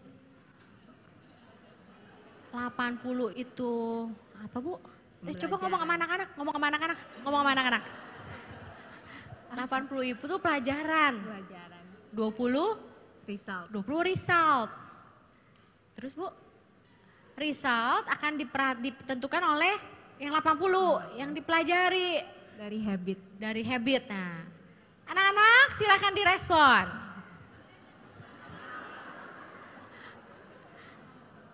Ini spontan. Kesempatan jadi anak-anak kapan lagi? Mama teori amat sih. Apalagi maksudnya? Silakan direspon lagi anaknya mah. Ya, Tadi anaknya bilang begitu, mama teori amat sih apa sih gak ngerti nih 80-20 apaan sih? Ya apa yang kelihatan sukses itu banyak pembelajaran di dalamnya. Jadi belajar tuh masih tetap perlu. Jadi belajar tuh masih tetap perlu nak. Ya, 80%. Anak respon. Belajar kan gak cuma di sekolah mama mah jadul amat sih. Terus apa lagi? Belajar gak cuma di sekolah mah. Belajar kan gak cuma di sekolah mah. Ya, ya nak? Ya? Susi sampai SMP tok loh mah. Lama Menteri Susi sampai SMP tok loh mah. Menteri Susi sampai SMP tok. Tok. Bener sih memang. Bener sih memang. Loh, maksudnya saya kan 80-20 pembelajaran kan memang nggak harus di sekolah. Oh nggak harus di sekolah bener. Terus? Ya pokoknya berikan yang terbaik. Berikan yang terbaik. Setuju, nggak harus di sekolah. Berarti nggak usah sekolah nggak apa-apa dong mah. Oke, terima kasih Bu. Tepuk tangan buat Ibu. Siapa tadi namanya? Catherine. Ya. Oke. Anak-anak, ketika Mama bilang 80, 20, apa rasanya Anda sebagai anak? Hah? Bingung? Apa? Teori toh. Nasehat gitu mungkin ya. Ngajarin ya. Oke. Ketika anak respon kayak gitu apa rasanya mah?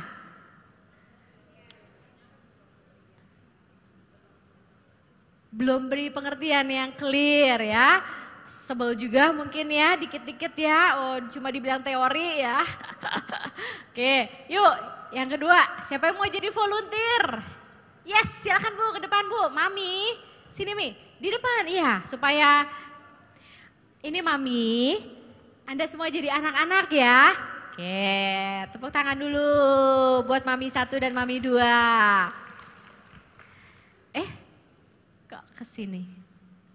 Error lagi Vivi, tolong.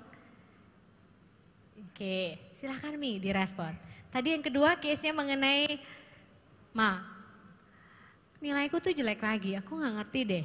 Aku udah usaha sungguh-sungguh nilaiku tuh jelek lagi. Ya, begitu ekspresi dan intonasi. Silakan Mami. Alpha Edison aja butuh 1000 kali percobaan baru berhasil. Tunggu Mi. Alpha Edison aja butuh 1000 kali percobaan untuk berhasil. Anda jadi anak dengan kondisi itu. Alpha Edison butuh 1000 kali untuk berhasil. Respon anak-anak silakan. Apa? Jadi nilaiku gak apa-apa jelek. Itu kan Alpha Edison. Bukan aku. I mean, so don't give up. So don't give up, you can do it, so don't give up. Respon anak-anak?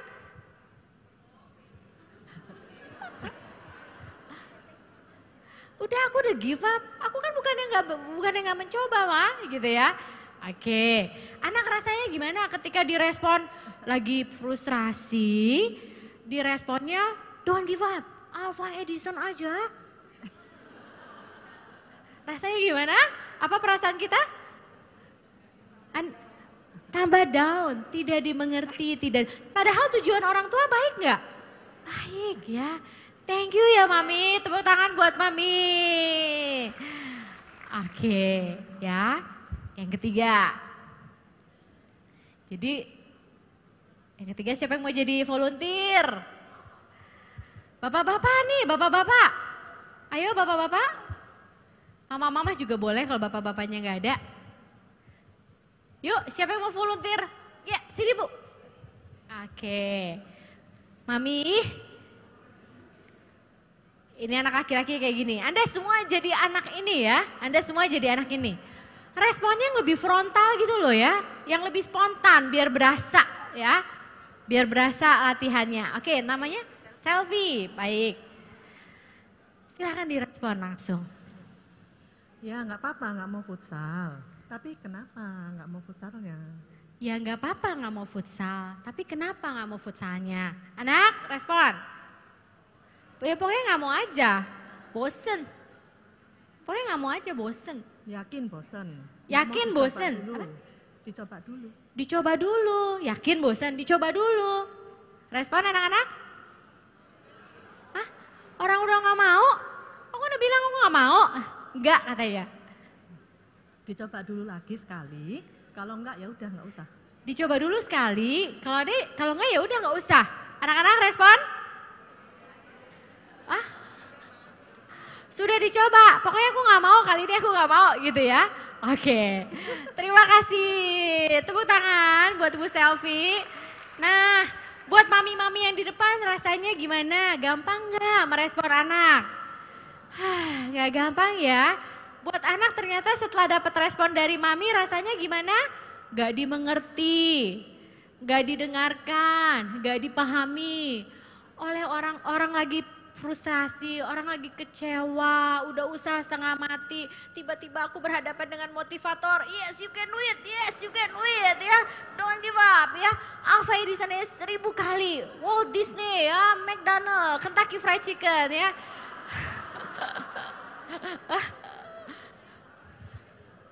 Kalau sama anak saya sih biasanya kalau enggak in term of teaching gitu ya. Biasanya sih saya guyonin dulu, oh mau YouTuber nggak mau sekolah, mama juga mau kayak begitu, gitu dulu pertamanya. Pertamanya gitu, oh mau jadi YouTuber nggak mau sekolah, mama juga mau kayak gitu ya. Nah Bapak Ibu, nanti saya respon ini ya, ini yang namanya roadblocks dalam komunikasi. Ketika anak merasa nggak dipahami, nggak didengarkan, dan respon dari anak itu membuat konflik jadi semakin besar, artinya kalau Thomas Gordon bilang itu adalah roadblocks dalam komunikasi. Ya, nanti kita pelajari roadblocks itu apa. Terus kemudian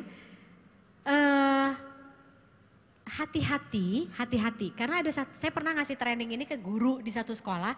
Si guru itu bilang gini, oh Bu Harley ternyata selama ini saya salah ya. Jadi ada anak nggak mau sekolah, terus si kepala sekolah ini bilang, oh ya nggak apa-apa kalau nggak mau sekolah.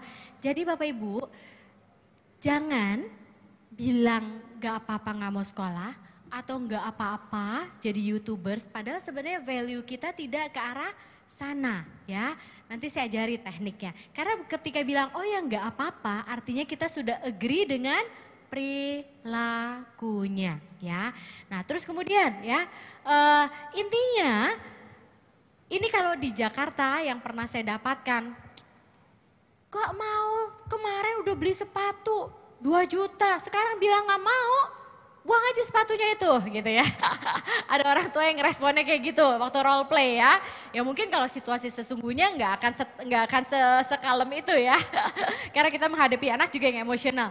Nah Bapak Ibu, respon-respon tadi ketika mendapatkan respon dari anak seperti itu namanya roadblocks dalam komunikasi. Respon kita tuh masih belum efektif lah intinya ya.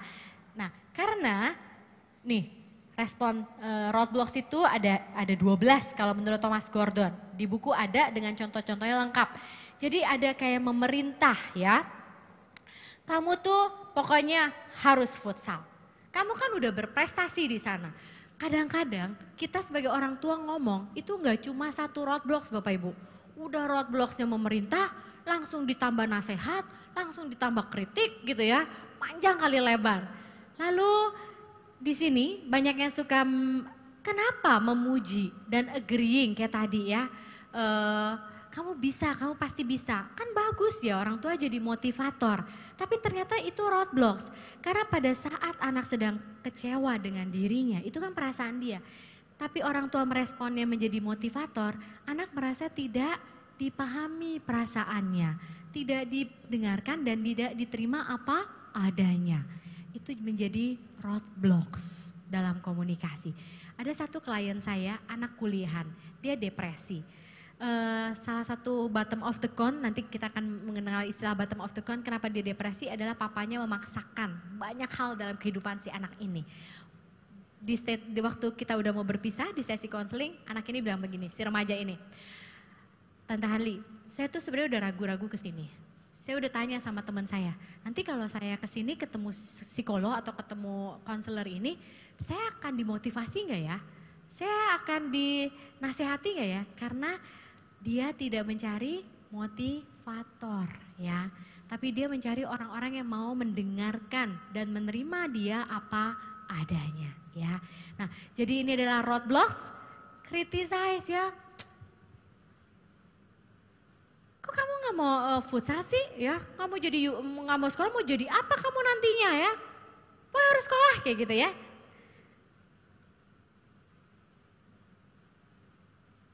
Intinya adalah yang bukan roadblocks adalah respon ketika anak merasa didengarkan, dipahami dan diterima perasaannya apa adanya.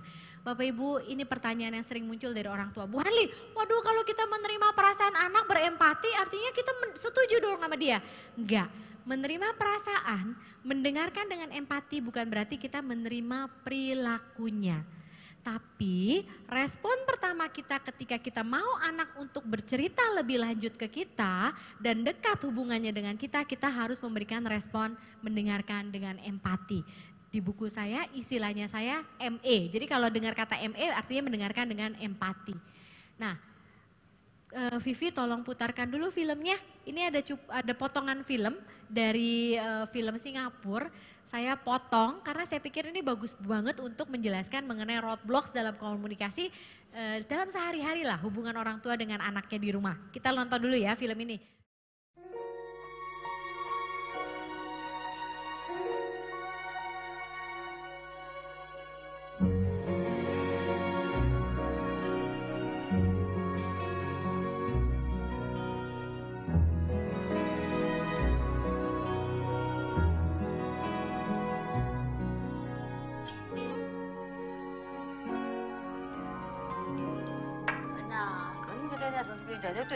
大人经常以为和我们说很多话就是沟通了，其实他们都是自己讲自己爽，而我们通常都是假装在听，然后一边进啾，另一边出。我们到底有没有听进去？他们不管，只要他们有讲就算了。知道吗？马甲，听我讲。你看奶奶，她讲得多爽啊！我看我们被淹死了，他们都不知道为什么。唉，大人说了那么多话，为什么不明白多了就很难消化的道理呢？有时候我们真想把话说清楚一点。没有你看你还顶嘴，你话很多哦。妈妈教你是为了要你好，你还没大没小。我们用心良苦，是不想你走冤枉路。刚才我说那么多，你明白吗？你为什么不说话？你不说话？你哑巴！对呀，说什么都要被骂，所以我们慢慢就变成哑巴了。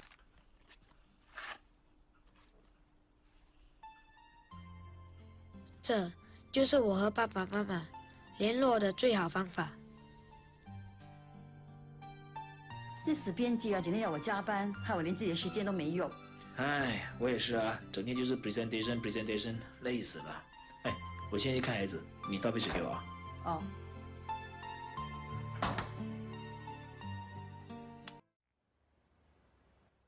很厉害哦，跟人家打架，还闹到校长那边去。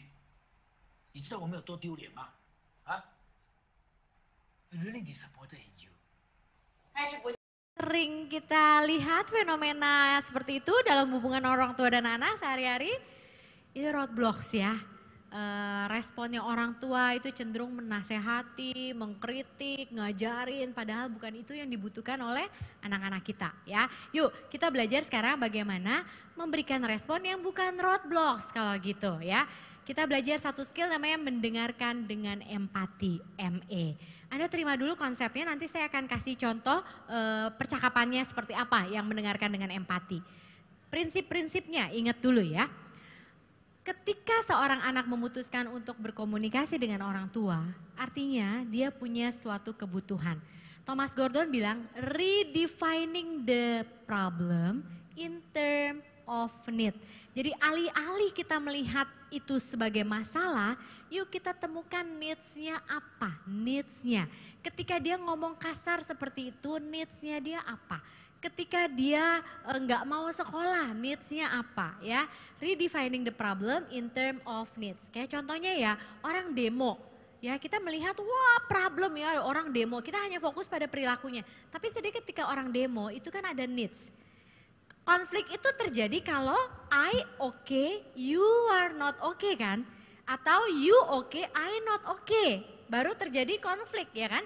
Kalau I okay, you okay, hubungan orang tua dan anak gak akan bermasalah. Tapi kan pertanyaannya apakah mungkin selalu orang tua oke, anak juga oke? Nggak mungkin ya. Sehingga kita perlu belajar skill komunikasi ini. Nah, jadi temukan needs-nya dia apa ya. Prinsip berikutnya. Bapak Ibu, otak itu belahannya banyak ya. Saya cuma mau membuat itu simple aja. Kalau ada ahli neuroscientist di sini bisa dimarahin ya. Otak itu kita katakan aja ada otak emosi, ada otak logika gitu ya, biar gampang. Nah, otak emosi, the emotion ya, the logic, otak hanya bisa menerima, otak logik hanya bisa menerima itu ketika emosi sudah mengizinkan Bapak Ibu. Jadi kalau misalnya emosi masih Anda mau ngomong nasihat sebagus apapun ya, mau ngomongin Thomas Alva Edison sebagus apapun, itunya benar, tapi ketika emosi masih mengambil alih, dia akan mereject itu. Logika nggak akan menerima. Oke. Nah, yuk tangannya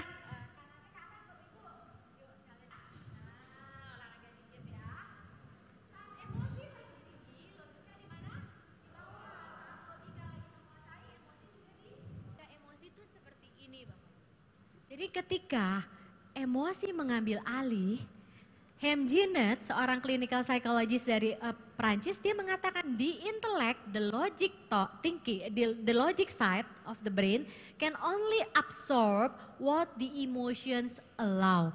Artinya apa? Kita harus menurunkan emotional temperatur anak kita ketika dia sedang menghadapi dia yang sedang punya masalah atau ada konflik ya. You can't problem solve when you are boiling. Kalau di istilah neuroscientist itu terjadi yang namanya amigdala hijack. Amigdala hijack ya, di hijack. Amigdala itu bagian otak yang banyak ngurusin emosi, meskipun gak cuma amigdala yang ngurusin emosi ya. Nah, jadi kita harus menurunkan emotional temperaturnya. Oke. Ada 3 energi yang besar dalam diri kita Bapak Ibu. Ini saya dapat ini ketika saya belajar dengan para monk ya. Ada energi emosi, ada energi seksual dan ada energi nafas. Yang seksual kita singkirkan karena kita nggak lagi belajar pendidikan seksualitas ya. Banyak orang tua nanya ke saya begini kalau di seminar saya mengenai hal ini. Bu Hanli, gimana caranya kita juga menurunkan emotional temperatur kita Bu Hanli. Karena ketika anak nadanya udah la, kita si terpancing si. Anak kita udah si, anak do Bu Hanli. Anak do kita re gitu ya. Jadi wow makin tinggi dan buntut-buntutnya kita akan bilang stop, diam, udah dengerin aja ya. Akhirnya kita pakai authority kita sebagai orang tua ya, deadlock. Dan ketika anak ya udah. Ketika anak bilang ya udah sebenarnya ya udah enggak ya. Nah ini unfinished conflict kalau dibiarkan satu kali hubungan gak selesai berakhir dengan seperti ini. Besok begitu lama-lama kayak bola salju Bapak Ibu. Gap akan makin besar dan nanti suatu hari bisa jedar ya. Jedarnya tuh bener-bener anak misalnya bener-bener gak mau lagi pulang ke rumah seperti itu.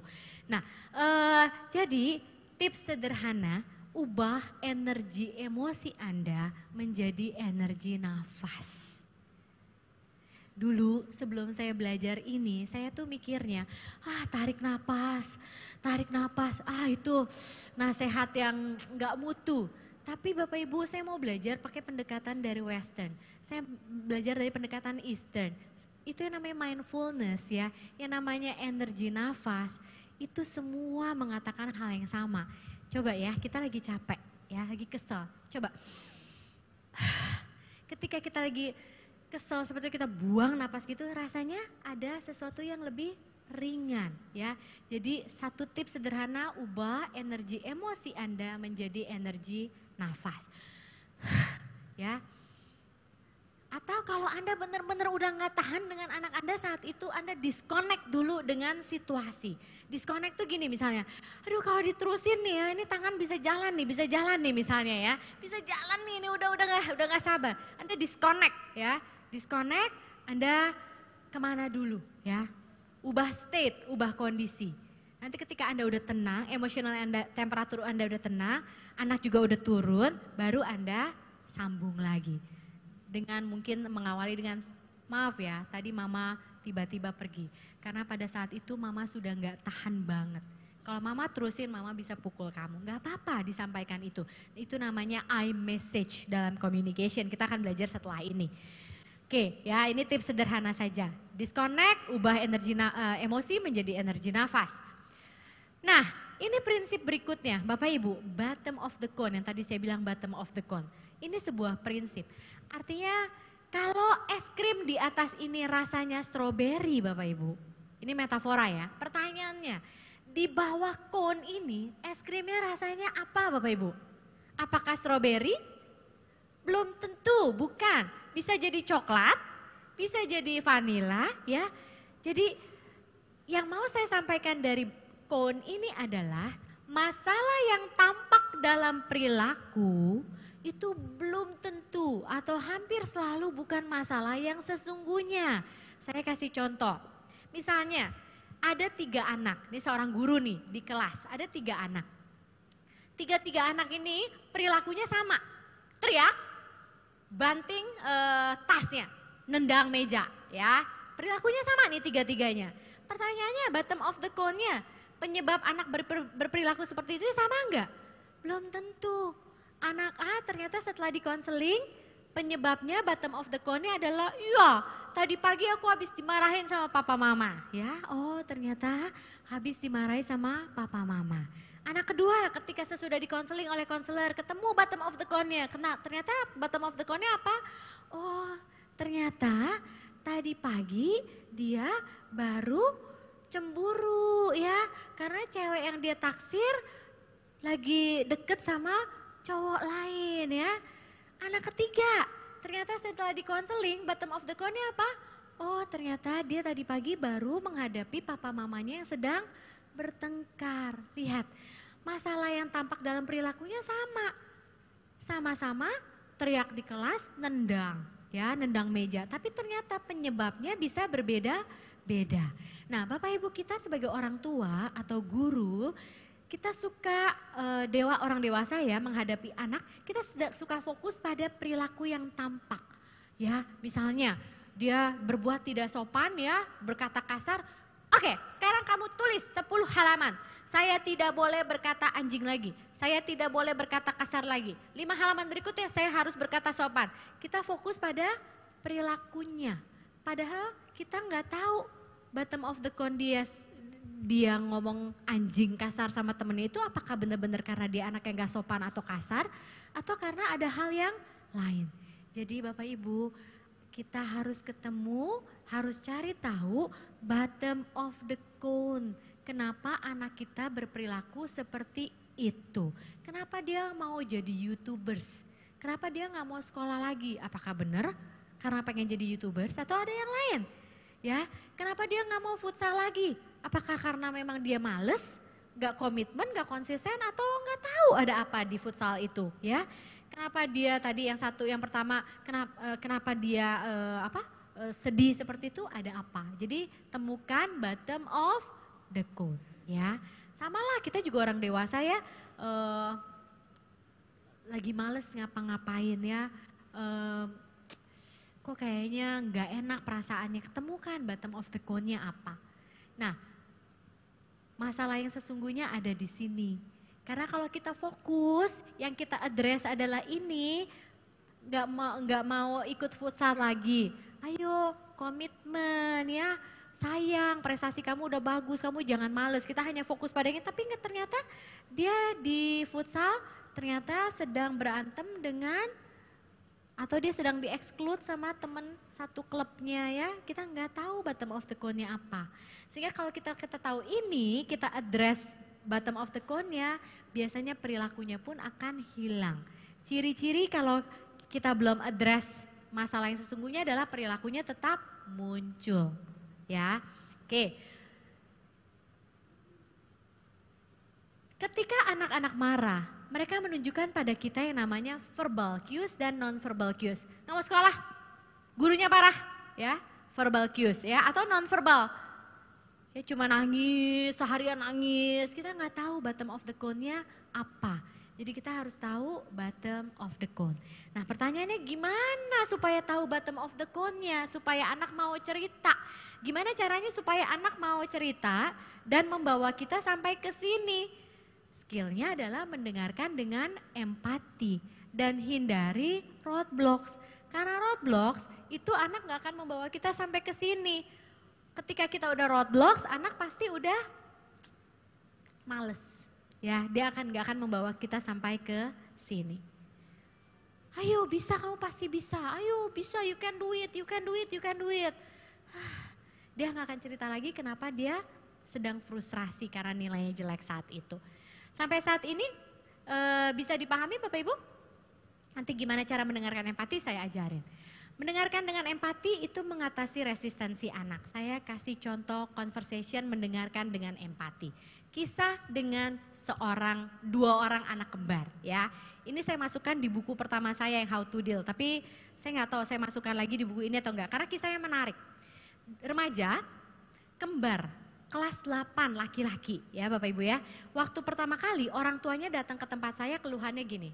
Bu Hanli, masalah yang tampaknya ya, masalah yang tampak dari atas konnya orang tuanya bilang gini. Bu Hanli, anak kami itu akhir-akhir ini emosinya up and down. Dia bilang gitu ya. Terus pernah bahkan satu hari Bu Hanli, anak ini ngambil pisau dari dapur, terus dia keluar, dia naik ke pagar, dia mau menunjukkan kayak dia mau menusuk menyakiti dirinya pakai pisau itu gitu ya.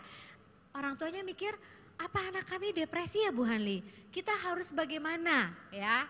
Saya bilang, Bapak Ibu saya nggak bisa ngomong apa-apa sekarang. Karena saya harus ketemu sama anaknya. Kita nggak bisa pakai asumsi, oh iya anaknya depresi. Oh jangan-jangan ini nggak bisa. Harus ngobrol supaya ketemu bottom of the cone-nya apa. Oke? Nah akhirnya terjadilah pertemuan saya dengan si anak ini. Tapi yang dikeluhkan itu cuma satu. Meskipun kembar identik yang dikeluhkan cuma satu. Jadi katakanlah yang datang ke rumah saya si Ivan bukan si Evan ya. Si Evannya orang tuanya nggak merasa ada masalah. Datang, anak remaja kalau datang ke tempat psikolog manapun itu pasti jarang ada yang mau Bapak Ibu. Apalagi kalau dia dijadikan sebagai objek yang punya masalah ya. Jadi biasanya konseling dengan remaja itu cukup tantangan lah. Awalnya gini, bahkan kita bisa mendengarkan dengan empati meskipun dia nggak ngomong. Kalau dia misalnya udah begini, ya, ini respon ME, kamu nggak nyaman ada di sini. Mungkin jangan-jangan kamu ada di sini karena orang tua kamu maksa kamu ada di sini. Dia bilang gitu. Lumayan Bapak Ibu. Itu udah reaksi ya. Daripada dia nggak bereaksi sama sekali ya. I see. Ketemu dengan orang yang gak kamu kenal dan kamu diminta untuk cerita ya. Itu membuat kamu rasanya kok kayaknya menjadi orang yang di posisi sebagai bermasalah gitu ya. Itu respon ME ya. Singkat cerita kita mulai, oke? Hubungannya udah enak. Dia udah mau diajak bicara, saya menyampaikan apa yang saya dengar dari orang tuanya. Dengan tone yang seperti ini. Tante minggu lalu ketemu sama papa mama kamu. Dan tante dengar katanya akhir-akhir ini emosi kamu suka up and down ya. Terus bahkan pernah kamu ambil pisau, terus kayak mau menyakiti diri kamu pakai pisau itu. Dan Tante Hanli jadi bertanya-tanya, ada apa? Makanya Tante menginisiasi untuk pertemuan kita hari ini. Akan berbeda kalau kita nanyanya gini, saya mengingatkan lagi mengenai tone ya. Minggu lalu papa mama kamu datang ke sini. Papa mama kamu cerita tuh sama Tante Hanli. Katanya akhir-akhir ini emosi kamu suka up and down ya. Katanya bahkan kamu pernah ambil pisau, mau menyakiti diri kamu. Emang kenapa sih? Ya. Nah itu pasti responnya akan beda ya. Jadi ingat tone sama body language. Dia bilang gini, gak tahu bottom of the cone-nya apa. Aku ngerasa hidup aku gak normal. Itu statement pertama dia. Aku ngerasa hidupku tuh gak normal. Kalau roadblock-nya kira-kira gimana merespon aku ngerasa hidupku nggak normal? Kira-kira respon roadblock-nya gimana? Karena waktu kita terbatas, kita langsung latihannya begini. Nggak normal. Masa sih nggak normal? Kayaknya tante lihat kamu normal-normal aja ya. Ketika dia merasa nggak normal, saya bilang kamu normal-normal aja, dia ngerasa tidak dipahami ya, tidak diterima perasaannya. Oke, bagaimana kita membahasakan dengan hidupku tidak normal? Saya bilang gini, oh kamu merasa hidup kamu tidak seperti anak-anak remaja seumuran kamu lainnya. Nah itu statement saya. Prinsip membuat orang bicara itu ternyata bagaimana mendengarkan dengan empati Bapak Ibu. Enggak ada pertanyaan saya berikutnya. Terus gimana ya, enggak kayak gitu ya. Orang tua kita suka jadi kayak penyelidik KPK Bapak Ibu ya. Kalau udah ada sesuatu dengan anak tuh nanyanya nafsu. Udah nanyanya nafsu, gemes, gregetan, intonasi mulai naik, dia enggak jawab, kita marah gitu ya. Nah, terus dia bilang gini, tante tahu enggak? Aku tuh cuma punya satu game katanya. Dan itu yang di handphone aku sekarang. Dia bilang gitu, itu statement dia berikutnya. Nggak tahu tuh bottom of the cone-nya apa ya hubungannya tadi saya nanya pisau emosi up and down dengan sekarang ngomongin game cuma satu ya. Tapi kita respon dari apa yang dimunculkan oleh anak. Roadblock-nya kira-kira gimana? Kalau iya tante aku tuh cuma punya game. Tahu nggak tante, aku cuma punya game dan itu cuma satu yang ada di handphoneku sekarang. Kira-kira respon roadblock-nya gimana Bapak Ibu? Emang kamu maunya banyak game? Ya, dengan intonasi seperti itu mungkin ya. Akan beda dengan, oh emang kamu maunya banyak game ya. Oke, roadblock, emang kamu maunya banyak game? Apalagi kira-kira? Apa hubungannya sih game sama pertanyaan tante tadi? Ya, itu juga roadblocks. Apalagi? Oh syukurlah kamu cuma punya satu game ya. Oh syukur, bagus lebih penting belajar daripada main game ya. Itu juga roadblocks ya. Nah ME-nya gimana? Mendengarkan dengan empatinya. Kata kunci mendengarkan empati adalah Anda tangkap perasaan anak pakai sense. Jadi mendengarkan itu nggak cuma pakai kuping tapi juga pakai perasaan ya. Aku cuma punya game. Cuma ada satu dan itu di handphone tuh sekarang. Coba Anda bikin gambaran ya. Anak SMP kelas 8 cuma punya satu game dan itu yang di handphonenya sekarang. Laki-laki, kira-kira perasaan dia apa? Kurang banyak? Perasaannya apalagi? Ayo perasaannya yuk kita belajar empati.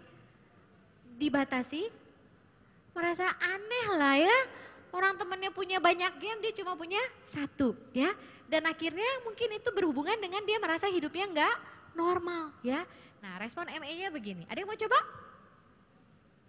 Saya bilang gini, oh di saat anak remaja lain punya banyak game dan main banyak game dan kamu cuma punya satu. Itu membuat kamu merasa dirimu enggak normal tadi. Saya bilang gitu, oh. Gak pakai pertanyaan lagi, gak ada pertanyaan interogasi, dia ngomong lagi. Dia ngomong gini,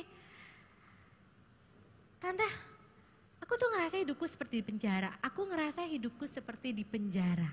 Oke, saya kasih background. Anak ini berasal dari keluarga sosial ekonomi atas ya. Mungkin rumahnya seperti yang di daerah-daerah sini lah ya, Geraha Family kayak gitu, di Jakarta tapi.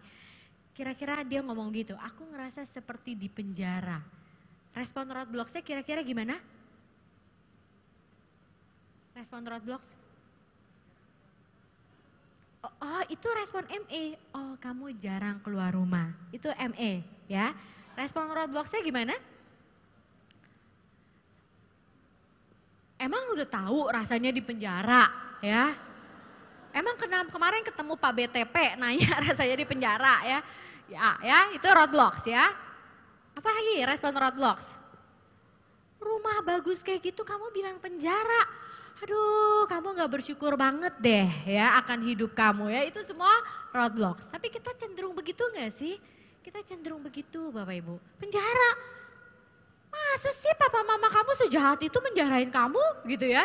Itu juga respon roadblocks kira-kira. ME-nya gimana? Ada yang mau coba? Aku ngerasa hidupku seperti di penjara. Tadi ibu ini itu MO. Kamu jarang keluar rumah ya, itu ME ya, mencoba menggambarkan penjara. Penjara rasanya apa sih kalau di penjara? Ayo kita berempati.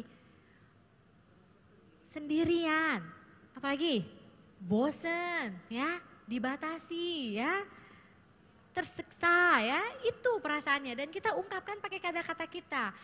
Ya nggak enak ya hidup di penjara. Acceptance ya. Ingat, accept the feeling, it doesn't mean accept the behavior ya. Oh nggak enak ya rasanya di penjara. Tersiksa, gak bisa kesepian, bosen, gak bisa kemana-mana. That's it, itu respon ME ya. Gak pakai interogasi lagi, nanya-nanya lagi, anak ini jawab lagi berikutnya, respon lagi berikutnya. Tante, ini menarik buat saya yang ini. Kadang-kadang aku pengen jadi orang miskin aja tante. Itu statement dia berikutnya. Menarik, ayo ada yang mau merespon. Coba roadblock-nya gimana? Tante, kadang-kadang aku pengen jadi orang miskin aja. Aku pengen jadi orang miskin aja. Respon roadblock-nya gimana? Yakin kamu mau jadi orang miskin? Bener, hati-hati loh kalau ngomong lo, Tuhan denger lo. Ya, hati-hati lo ya, ntar ketuker lo ya. Terus apa lagi biasanya respon roadblocks? Kamu harusnya bersyukur ya. Tuh lihat tuh orang-orang banyak yang gak makan, kamu bisa makan tidur enak di rumah enak, masa kamu pengen jadi orang miskin gitu ya. Itu semua respon roadblocks ya. Respon ME-nya ada yang mau coba, aku pengen jadi orang miskin aja. Ada yang mau coba? Respon ME, mendengarkan dengan empati, accept the feeling. Sama anak remaja, saya bilang gini waktu itu, menarik ya saya bilang. Sama anak remaja santai aja Bapak Ibu. Menarik ya saya bilang. Di saat orang-orang pada umumnya pengen jadi orang kaya, saya bilang. Kamu pengen jadi orang miskin, saya bilang. Aduh tante jadi bertanya-tanya lagi, apa yang membuat kamu pengen jadi orang miskin, saya bilang. Anda tahu gak respon dia berikutnya? Di luar dugaan saya. Iya tante, kan rumahnya deketan, bisa main sama tetangga, punya teman. Anda sudah bisa mulai menebak bottom of the cone-nya apa? Apa? Kesendirian, gak punya teman. Ada statement dia begini lagi, tante tahu nggak? Aku minggu lalu mau hangout ke Starbucks sama teman-temanku. Itu I have to beg my mom 1 week. I have to beg my mom 1 week. Ke Starbucks doang loh Bapak Ibu. Rumah Anda di Ciputra, dia mau ke Starbucks Ciputra, kira-kira gitulah backgroundnya. I have to beg my mom 1 week. Anda mulai ketemu bottom of the cone-nya? Terlalu strict, mamanya itu posesif banget Bapak Ibu, itu bottom of the cone-nya. Anak ini kembar, meskipun identik, tapi dia berbeda personality-nya. Yang satu ekstrovert banget nih yang ketemu sama saya. Yang satu introvert banget, yang introvert gak masalah emang seneng di rumah anak introvert mah ya. Kalau Anda ajak ke Bali dia lebih seneng di hotel, itu anak saya yang pertama ya, introvert. Dia ajak ke Bali, gak mau jalan-jalan. Mah di hotel aja ya, main di hotel ya. Saya yang ekstrovert bingung kan, ke Bali main di hotel ya. Jadi personality, dia ingin bebas ya, ingin ketemu orang, ingin bergaul ya, layaknya anak-anak seumuran dia, tapi mamanya batasi. Yang satu gak masalah karena memang profilnya introvert, jadi salah satu bottom of the cone-nya itu.